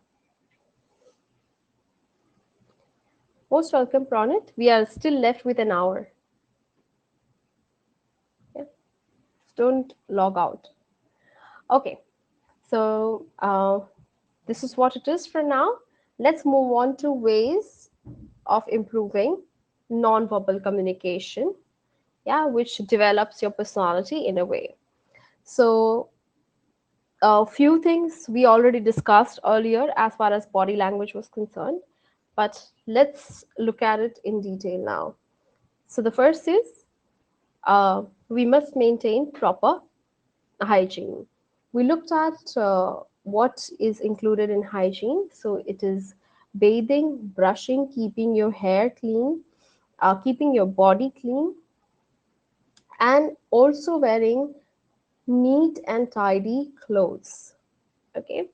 And when I say neat and tidy clothes, I do not mean branded clothes. I do not mean expensive clothes. All I mean is that the clothes has to be well washed and well ironed. And just make sure your clothes are not worn out or totally faded. Okay. So wear simple clothes, completely okay. Wear mid budget clothes, totally okay. Yeah. Just focus on making sure that they are neat, clean, they are well ironed. Very, very, very important. If you are someone who sweats a lot, uh, carry a deodorant with yourself. Okay. Brush your teeth regularly. Keep your hair clean. Make sure the dandruff does not pop out of your hair. Yeah, just be careful of those hygiene factors. Not tomorrow, Ankit. We have a next session on Thursday. Uh, Dress for the occasion. If you are at work, dress in formal attire. If you are going to your hometown, wear traditional clothes. If you are at home, wear comfort clothing. Okay, so see where you are and dress accordingly. Respect personal space. Could someone tell me what exactly we mean by this? Personal space?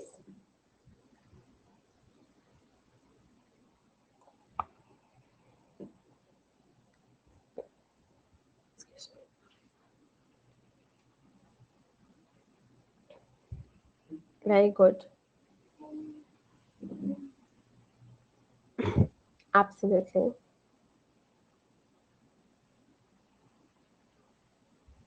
Fair enough, Chanuji. Right. So basically, in non-verbal uh, or body language, it is known as proximity or proxemics. So basically, you need to maintain a distance. Okay, when you are communicating with someone, when you are standing in a group, when you are standing or communicating with someone one to one as well. Yeah, you need not intrude their space. Okay? Ideally, a one hand distance is suggested always, but please don't, take one hand distance how we used to take it in school. Yeah, but you would automatically be able to gauge it from person's expressions. Yeah, as to whether they are comfortable with the distance you share or not, and you can simply move back. Okay, you can simply step back. Another way of looking at it is, per se, if you're communicating with someone and a person takes a step back, then you know it's a sign that you have intruded in their personal space. Yeah? So make sure you maintain a good one hand distance while speaking, especially formally with people. Okay, distance talks about a lot, or proxemics talks about a lot as to what rapport you share with the person. Okay, and hence it is a good sign of understanding whether they are close friends, colleagues who are friends, or just colleagues, just by looking at the distance. Okay, so that's about personal space or proximity. We have discussed about handshake already. Okay, and we need to use firm handshake. We discussed how the grip should be. Okay, so unless you have any questions, we can move ahead. Yes, Ashwin. Nostalgic, isn't it? Any questions with a handshake?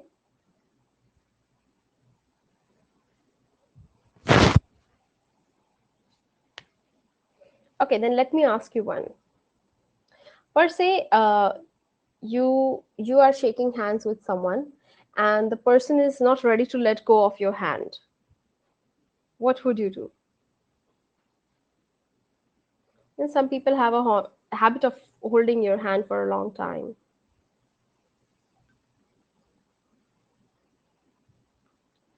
Namaskar. Yeah, right. But they offered you a hand, and you are already in a grip. Then, if you say that, they might feel offended.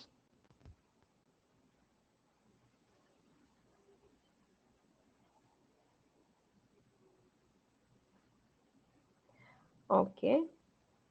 What you can do is, with your other hand, you can simply tap. Okay, you can simply tap near their elbows, and that will give them an indication that they have to let go of the grip. You need not say anything, you need not pull your hand back.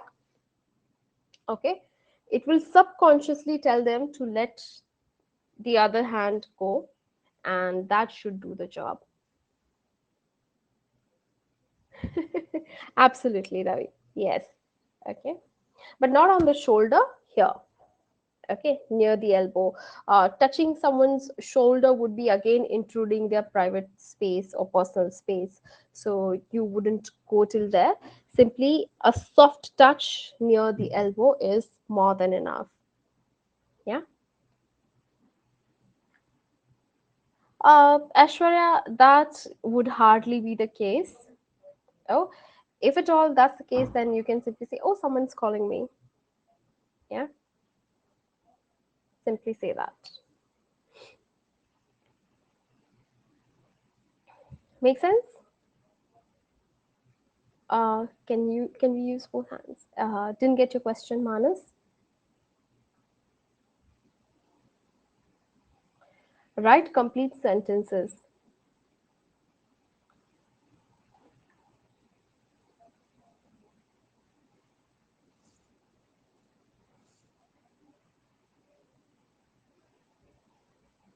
Yeah, absolutely, Anish. That's the best way. See, some people do a few things subconsciously. It's not that there is something evil in their minds, so you don't want to really offend them. Uh, as in, if someone has offered you their hand, you put your hand on theirs. Is that what you're saying? Like that?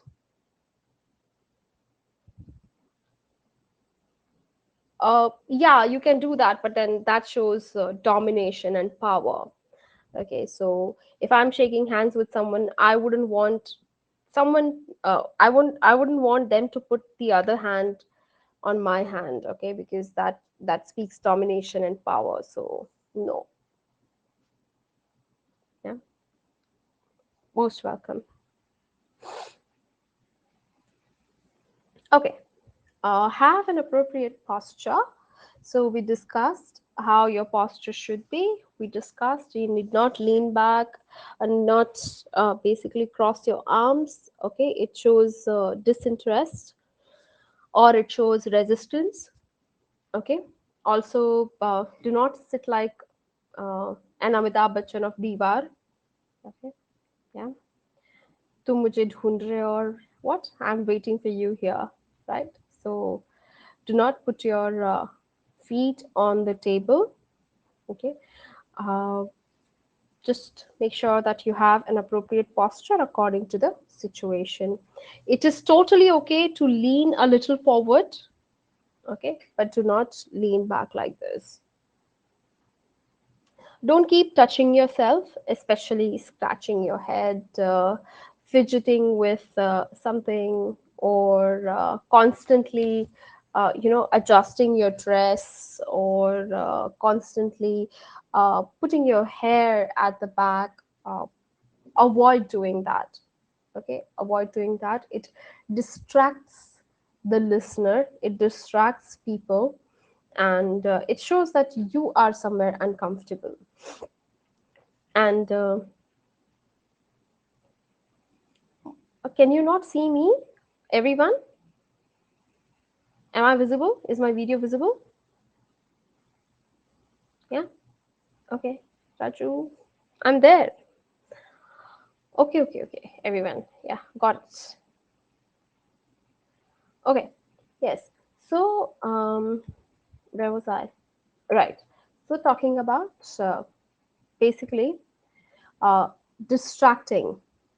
Okay, so what happens is, I'll give you an example from something that happened 2 months ago. So we were interviewing this uh, amazing person, and the only issue was that uh, it was a virtual interview, and every 10 seconds he would come forward, look at himself, and would adjust his hair, then go back, answer, and come back again in another 10 seconds and adjust his hair. Of course, he had fantastic hair, but then I invented a game out of it. So, of course, it's one person versus panel. So, we were four of us, five of us interviewing one person, and I was getting bored. So, I was counting till 10, and there he went, adjusting his hair.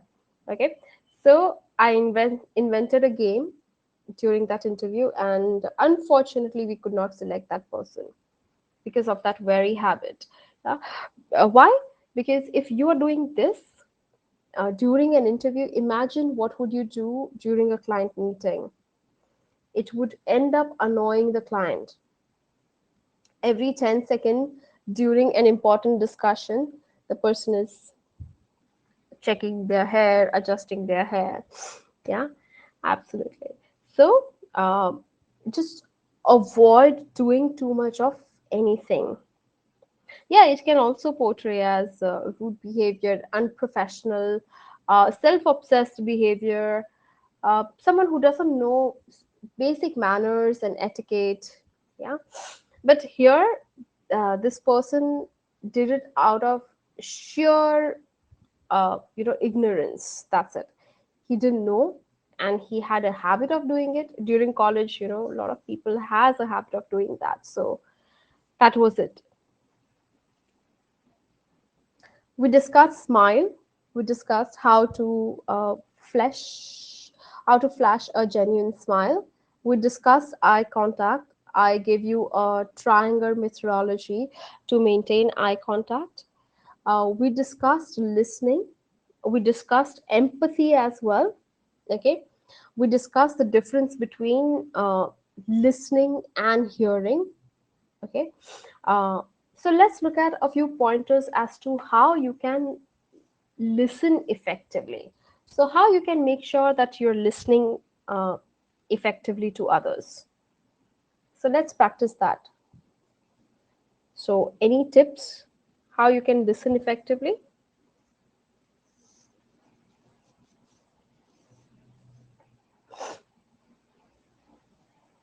By asking questions, fair enough, giving responses, letting them speak.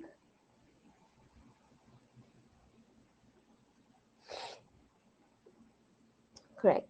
So, pay your complete attention, and that is more important, which means you just are not trying to show that you're listening to them, but you are actually listening to people without any distractions.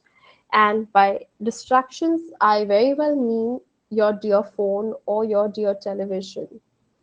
Okay.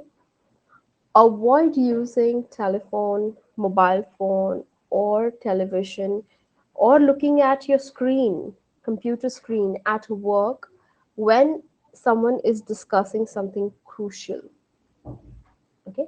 If there is something important that you cannot and simply cannot avoid, you can schedule a meeting to hold the discussion on a later day.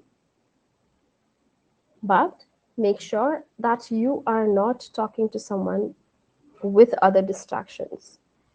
I'm sure people might have spoken to you while you were using your phone, and the question that they ask is, are you listening to me? Right?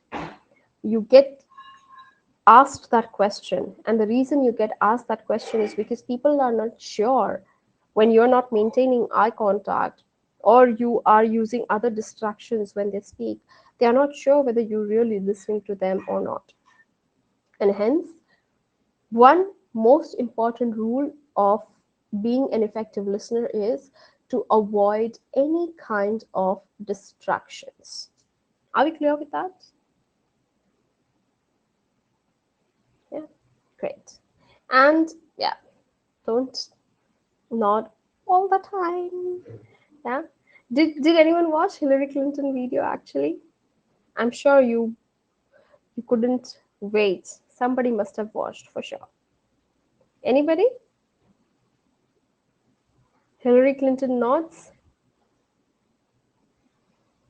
Yeah. Okay, great. Funny, isn't it? How we can actually end up looking while nodding, or too much of nodding. Yeah. Okay. So next time you sit in a meeting room in office, see who nods the most and actually count the number of nods. If you're bored, if the meeting is boring, and don't tell anyone that I gave you that idea, not me. Okay. Jokes apart, let's move on to the next one, which is your written communication and your visual communication. So, what are different written communications and types of visual communication? So, A, email, B, reports, C, letters, memos, and circulars. Okay, emails are sent on a day to day basis, especially at work.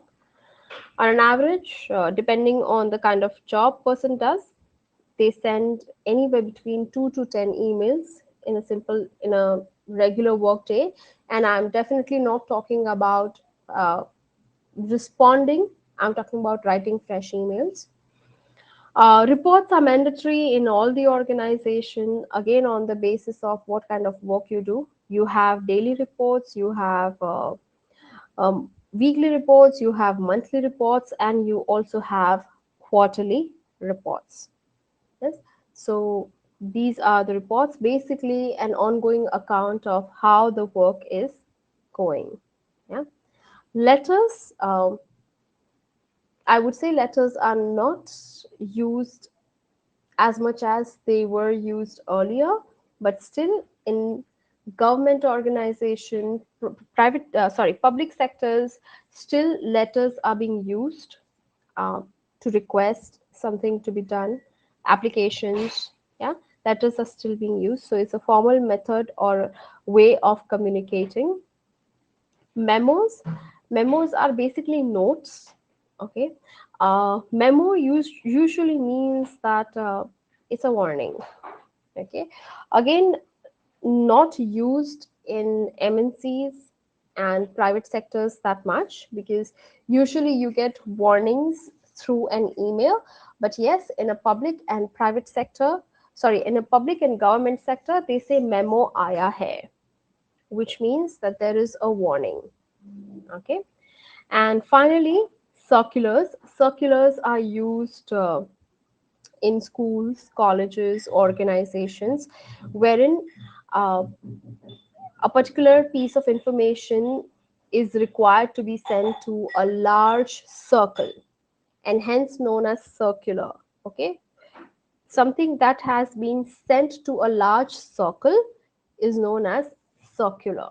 Okay, which means a common piece of information being sent to multiple users via email. It is like when you do BCC to someone. Moving on, types of visual communications. So, yes, presentations to teams, seniors, clients, and any workplace presentations as a matter of fact. So, these are the types of visual communications and written communication. Do we have any questions regarding these types? Okay, I have a few questions here. Nirja, reports are basically an ongoing account of something, okay? Either productivity, sales, or how a particular project is progressing. So you have weekly reviews, you have monthly reviews, you have a productivity chart, you have um, quality assurance report, you have annual business reviews. So these are all reports that are sent. Now, variety of reports are sent in variety of organizations.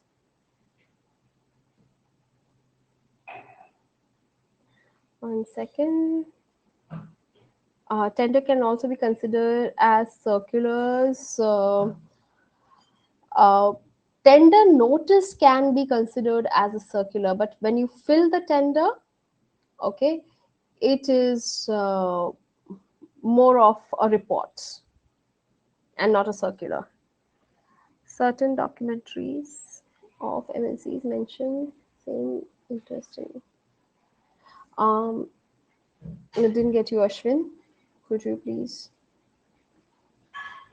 Sairam depends on organization to organization. See what, but usually letters are used in public and government sectors even today, widely. Absolutely. Thank you, Rajshekhar. Uh, Memo is basically a notice or a warning.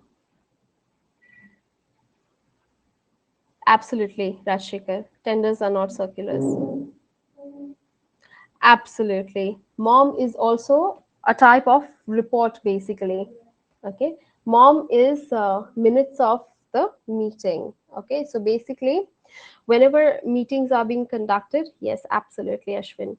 Whenever meetings are being conducted, they are also documented. Okay.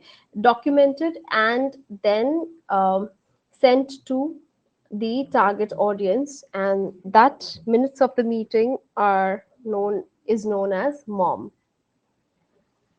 Yeah. Any more questions?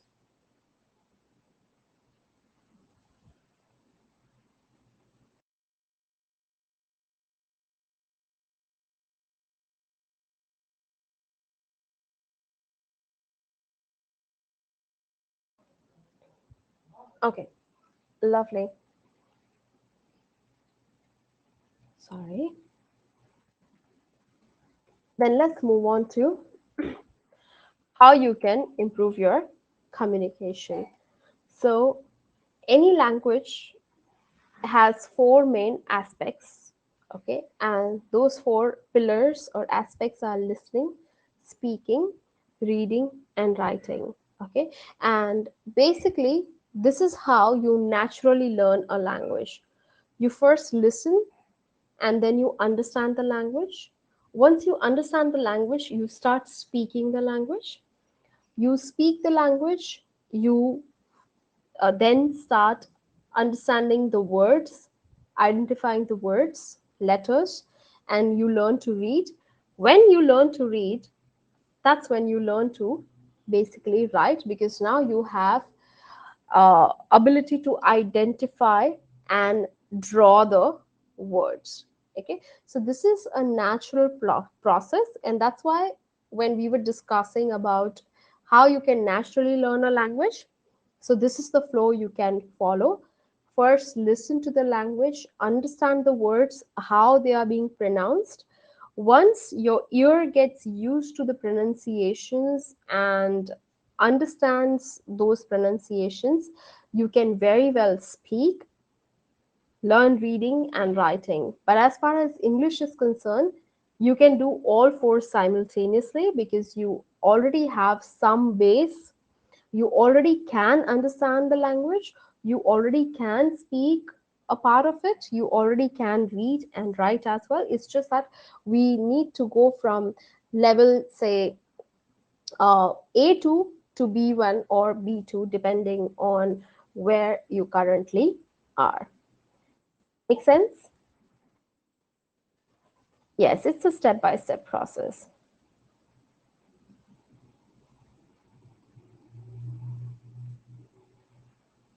Absolutely, Rashikar.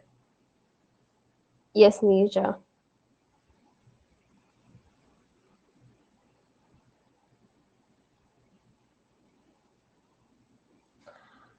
Okay, so any questions in this process? Any particular aspect that you want me to elaborate on, or you want to improve on, and you want more tips?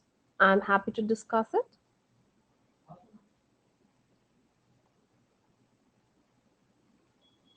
Please have a look at it.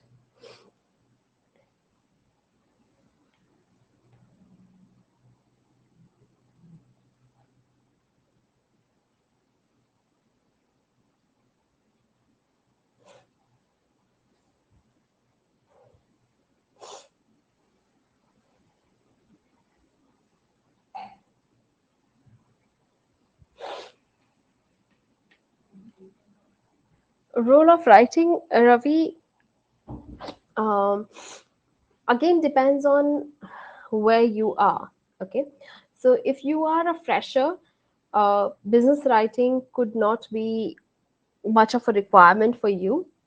Okay, however, if your work demands you to shoot emails or answer to emails on regular basis, then yes, business writing is really important for you.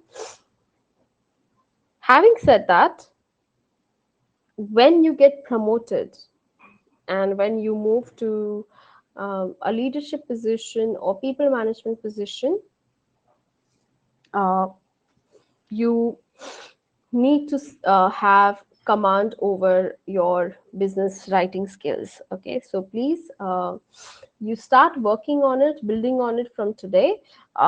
Your email speaks volumes about yourself. Okay, it is like a representation of you. So yes, it is really important. How much of listening for today? um, Bharat, you can choose to listen as much as you would like. uh, we are ending the session at 11.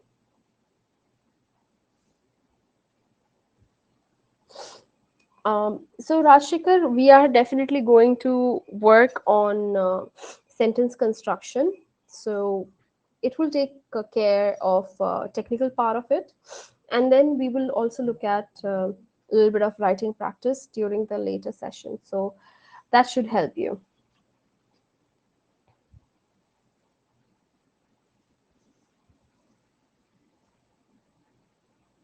Uh, Manas, if you don't understand what someone has said, you can simply paraphrase it. Okay, per se, ma'am, listening sometimes, while listening sometimes, I don't understand some specific words. So how would I react? So I'm paraphrasing this for you. So Manas, are you trying to say that you need to work on your vocabulary? Yeah. So I paraphrased.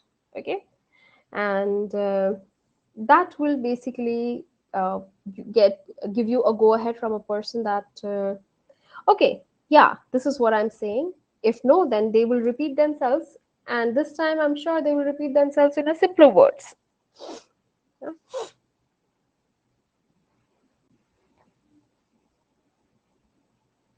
yeah, fair enough. Rajshekar, yes, absolutely. Paraphrase or rephrase.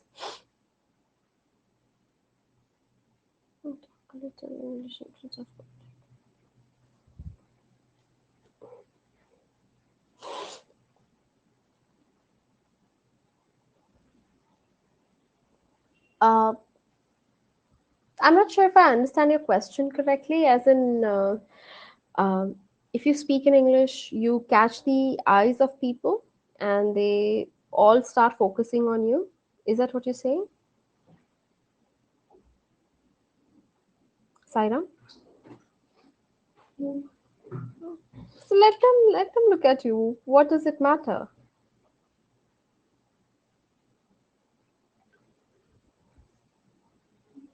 Let them watch you. You cannot tell someone that, oh, I'm speaking in English. Please don't look at me.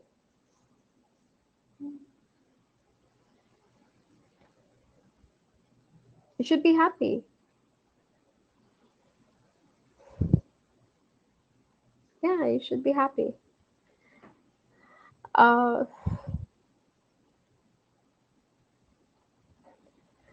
so I'll tell you, um, like people made fun of me the way I spoke, the kind of pronunciations that I have, the tone that I use, and I started speaking this way from the very beginning of my career, and this is how I have learned the language. Okay, so uh, they made fun of me for months, and those were the same people who started admiring me 1 year down the line. Oh wow, you have a different accent. How do you get it? How do you learnt it? Yeah, they start asking you those questions. So it's okay, it's totally okay.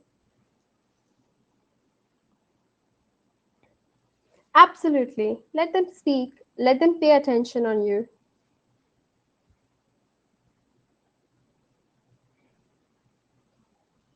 That's okay, Sairam. That's totally okay. See, if you are speaking and if someone is listening to you, they are going to watch you, they are going to look at you.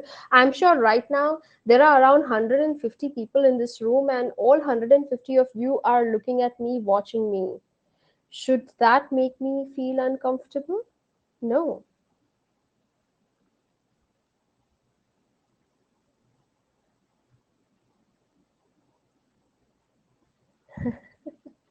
Yeah, it's totally okay. You learn with time. Okay?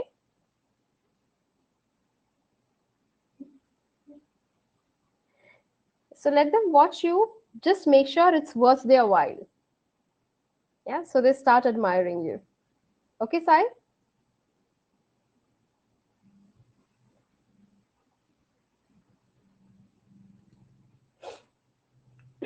Yes, any more questions?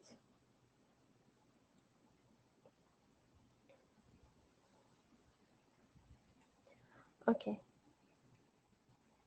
all right, fair enough. So now, how you can work on improving your written communication.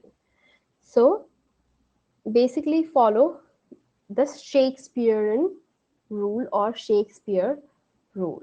Okay, so we discussed a concept of being concise, and that's what is being reiterated again. Use shorter sentences, no highbrow words. Okay, so no one wants to look at the dictionary while you spoke. So please don't use what we call it as Tharurian English. Okay, use simple English, non-complicated words, and people would be drawn to you. Actually, call to action: simply specify what you want. Very important. Okay, in your email, in your writing, make sure the last sentence or last couple of sentences talks about what exactly you want, or what exactly are you expecting from the receiver. Share key messages, evoke emotion if need be. Okay, so if you need to basically evoke empathy, if you want people to say donate, okay, then you evoke empathy, evoke necessary emotion in people, but make sure that you do not evoke anger. Okay, that never is the idea. So do not use harsh words and do not get people feel embarrassed or angry. Be succinct. So basically here you need to be clear, and whatever you want or whatever you the message you want to deliver, it has to be clearly expressed. Do not use passive voice, use active voice and active language. Okay, so something was done by me, not necessary. My team has done it. Simple as that. People understand active voice better. No speed bumps, relax, go slow, okay, and just maintain the pace throughout your email. Try to use polite words like dear, okay. Greetings are necessary. Dear is the best greeting you can offer, or you can say hello. Avoid using jargons. What are jargons?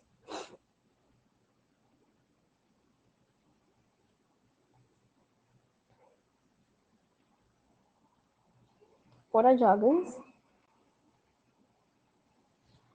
Short forms are known as abbreviations.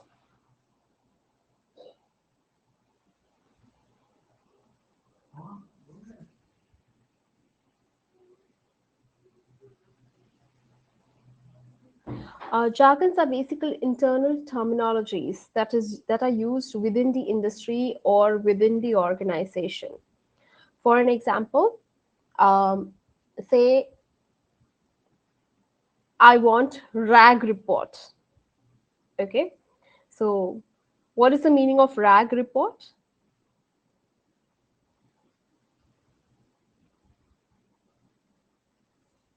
So RAG is basically red, amber, green. Okay, report, and it basically talks about attrition in the industry or in your particular team. Okay, so now when I say in my according to my RAG report, okay, of course none of you understood. Yeah? Why? Because it is a jargon. It is a jargon that is used specifically within the organizations that I worked in. Okay, and hence you wouldn't know about it. So I would avoid using jargons when I am writing emails, especially to someone who is external, and use an effective structure while writing an email. The best tip I could offer here is follow the rule of 1 point per paragraph. Okay, which means one idea has to be expressed in one passage. As soon as you're changing the idea, you make sure you draft or you use a new paragraph. Okay, and that could be one of the ways of using effective structures. Now, how is it that you can further improve or practice? So write small stories, write start journaling, write about your day, write about highlights and lowlights. That would really help you even when you are writing reports. Yeah, any report that you write, you have to write about the highlight of the event, the lowlights of the event, things we can improve on. So if you start writing it from now, drafting such emails or reports will be a cakewalk for you all. Use simple language. So again, no highbrow words. Practice makes perfect. Yeah. If even if it is not perfect, yeah, at least practice improves. Yeah. And if we are not focusing on perfections, we focus on improvement at least, and we need to thrive to improve on day-to-day basis. Don't use WhatsApp SMS language. Okay. Yay, nay, uh, nope. Then avoid omitting vowels. Yeah, I see people don't use AEIOU at all while writing WhatsApp messages. So I have a lot of chats. 1 second. Yeah, absolutely, Rajshekar. Shortcut. Yes. Domain words. Correct, Ashwin. Yes. Okay, so avoid usage of such SMS or WhatsApp language. We need not use that, and in fact I would urge you all to stop using that in your WhatsApp as well. Play with vocabulary building exercises. So work on your vocabulary. Basically, try to play Sudoku if you can, with simpler words to begin with. um, and there are various other things that you can do to improve your vocabulary. Apart from that, you can buy books that has a lot of exercises which helps you work on your vocabulary. uh, Start constructing sentences that can get used in your day-to-day life. Okay, and use those standard sentences. So practice talking on different situations. Okay, so what would I speak in a meeting? What would I speak if I'm meeting my colleagues and going out with them for dinner? What would I speak if I'm meeting my boss? Yeah, so think of situations and in your mind start constructing those situations, start constructing sentences, and that would help you. Write one email daily. As a matter of practice, yes, this would really help you. And Start reading a book of your choice. Now, a book need not be a self improvement book. You can also read comics, enjoy your free time, and yet learn the language effectively. Yeah. So, read a book of your choice. It is totally, completely okay. Yeah. So, any questions? Yeah, I see some. Definitely, Ravi. It does help. Why not? Okay, I see some confused emoticons. Could you please write your questions? Yes, Rajshekhar, but not every day. Okay, like I'll be sharing a few links with you today that you can use to work on your language. So, yeah, but we won't have exercises every day. But yeah, jargon are basically, Sairam, internal industry terminologies. Okay, for say SAP. Okay, now not everyone could know what SAP is.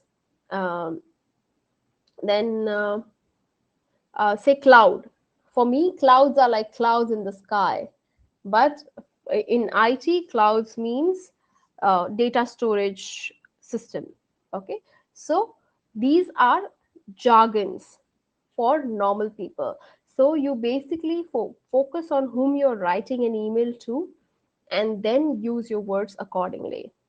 What is an active and passive voice? Active and passive voice are way of constructing a sentence. For an example, in active voice, the subject comes first, that is I. For an example, I picked up the phone, okay, is in active voice. But if I have to say the same thing in passive voice, I would use subject later and I would say the phone was picked up by me. Okay, and that is passive voice. Send me jargons are like technical. Yes, correct, Nishan. Thank you. Uh, no, Sairam, not unintelligible. Unintelligible means that something you could not hear. Yeah, absolutely. Nishant, this book is by Norman Lewis, Word Power Made Easy. You can use it. There are a lot of exercises.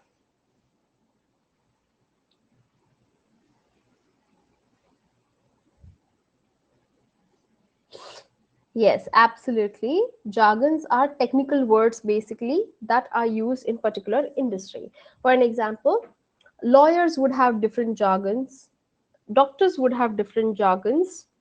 Okay, uh, say trainers would have different jargons.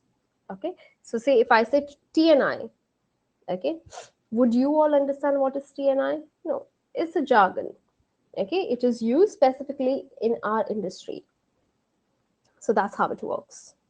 Hope that clears your doubt. Key performance indicator. Absolutely. So KPI is still known, Shabir, because everybody has KPIs. But yeah, some use it as SLA or some use it as KRA as well. So depends on again organization to organization. Make sense, Shabir? Okay. Yeah, like Scrum. Correct. Yeah, now I wouldn't know what is a Scrum. I may not know who is a Scrum master, what's their job.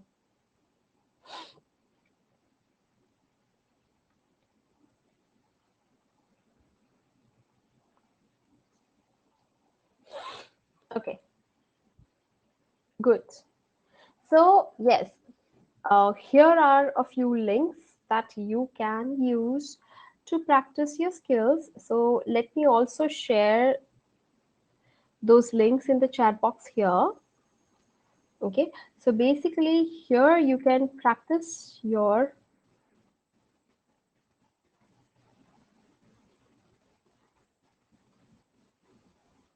communication skills, your grammar.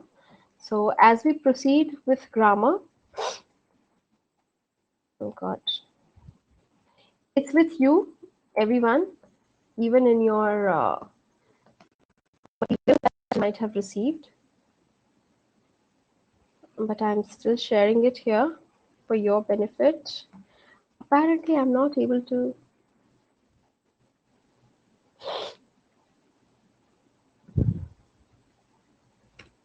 Yeah, there you go.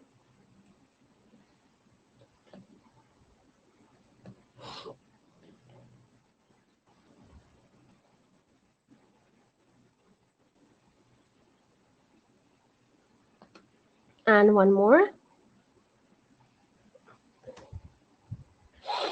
Ah, So these are free exercises that you can use to communicate.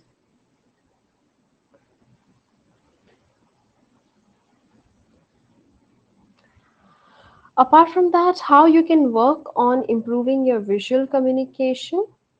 Okay, so basically, learn to create great presentations, and in order to create good presentations, there is a rule called 4 P's.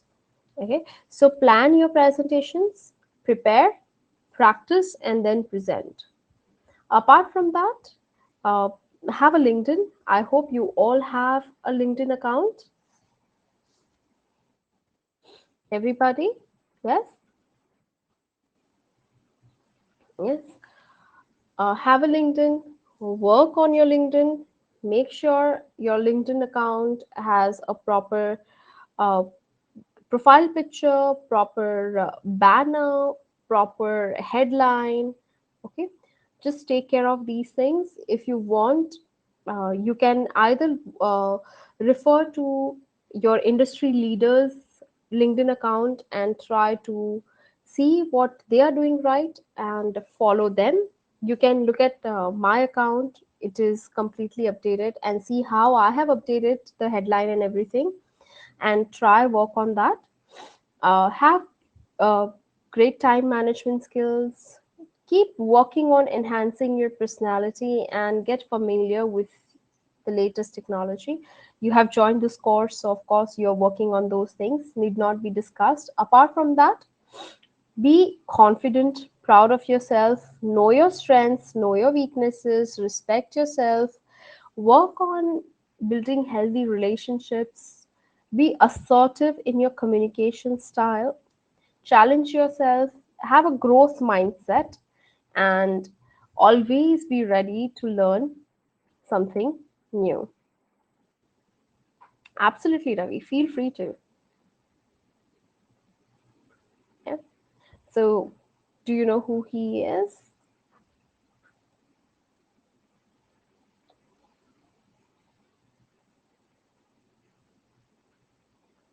Absolutely. Yeah.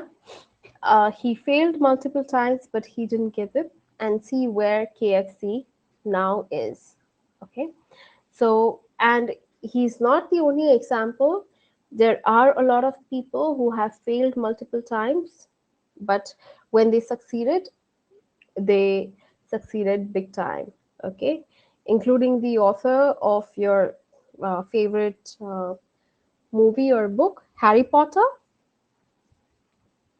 Yeah, absolutely. Okay. So now, what I wanted to do is take a snapshot of this and come prepared on one of these topics. And in the next session, I will give you all an opportunity to raise your hand and take 2 minutes to speak on one of these topics. So please take a screenshot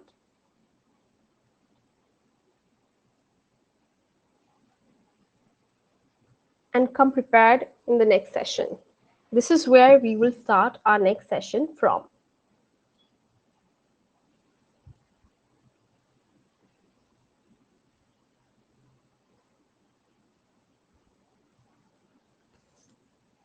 Done, everyone? JK Rowling, yes. Done? Snapshot taken?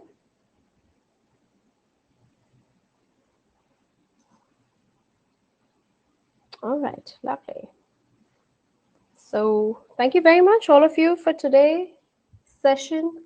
Thank you very much for participating effectively, actively. If you have any questions, I'm happy to answer. Most welcome, Sairam.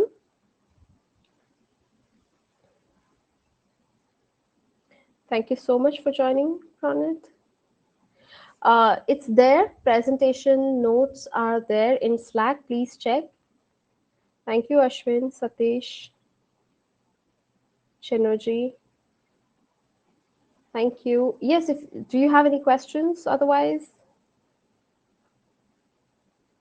Um, that's something you need to check, Praveen.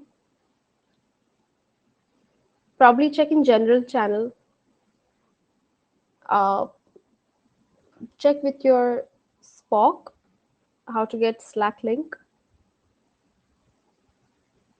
Yeah, they are there on the dashboard as well. Thank you, Ashwin. Absolutely.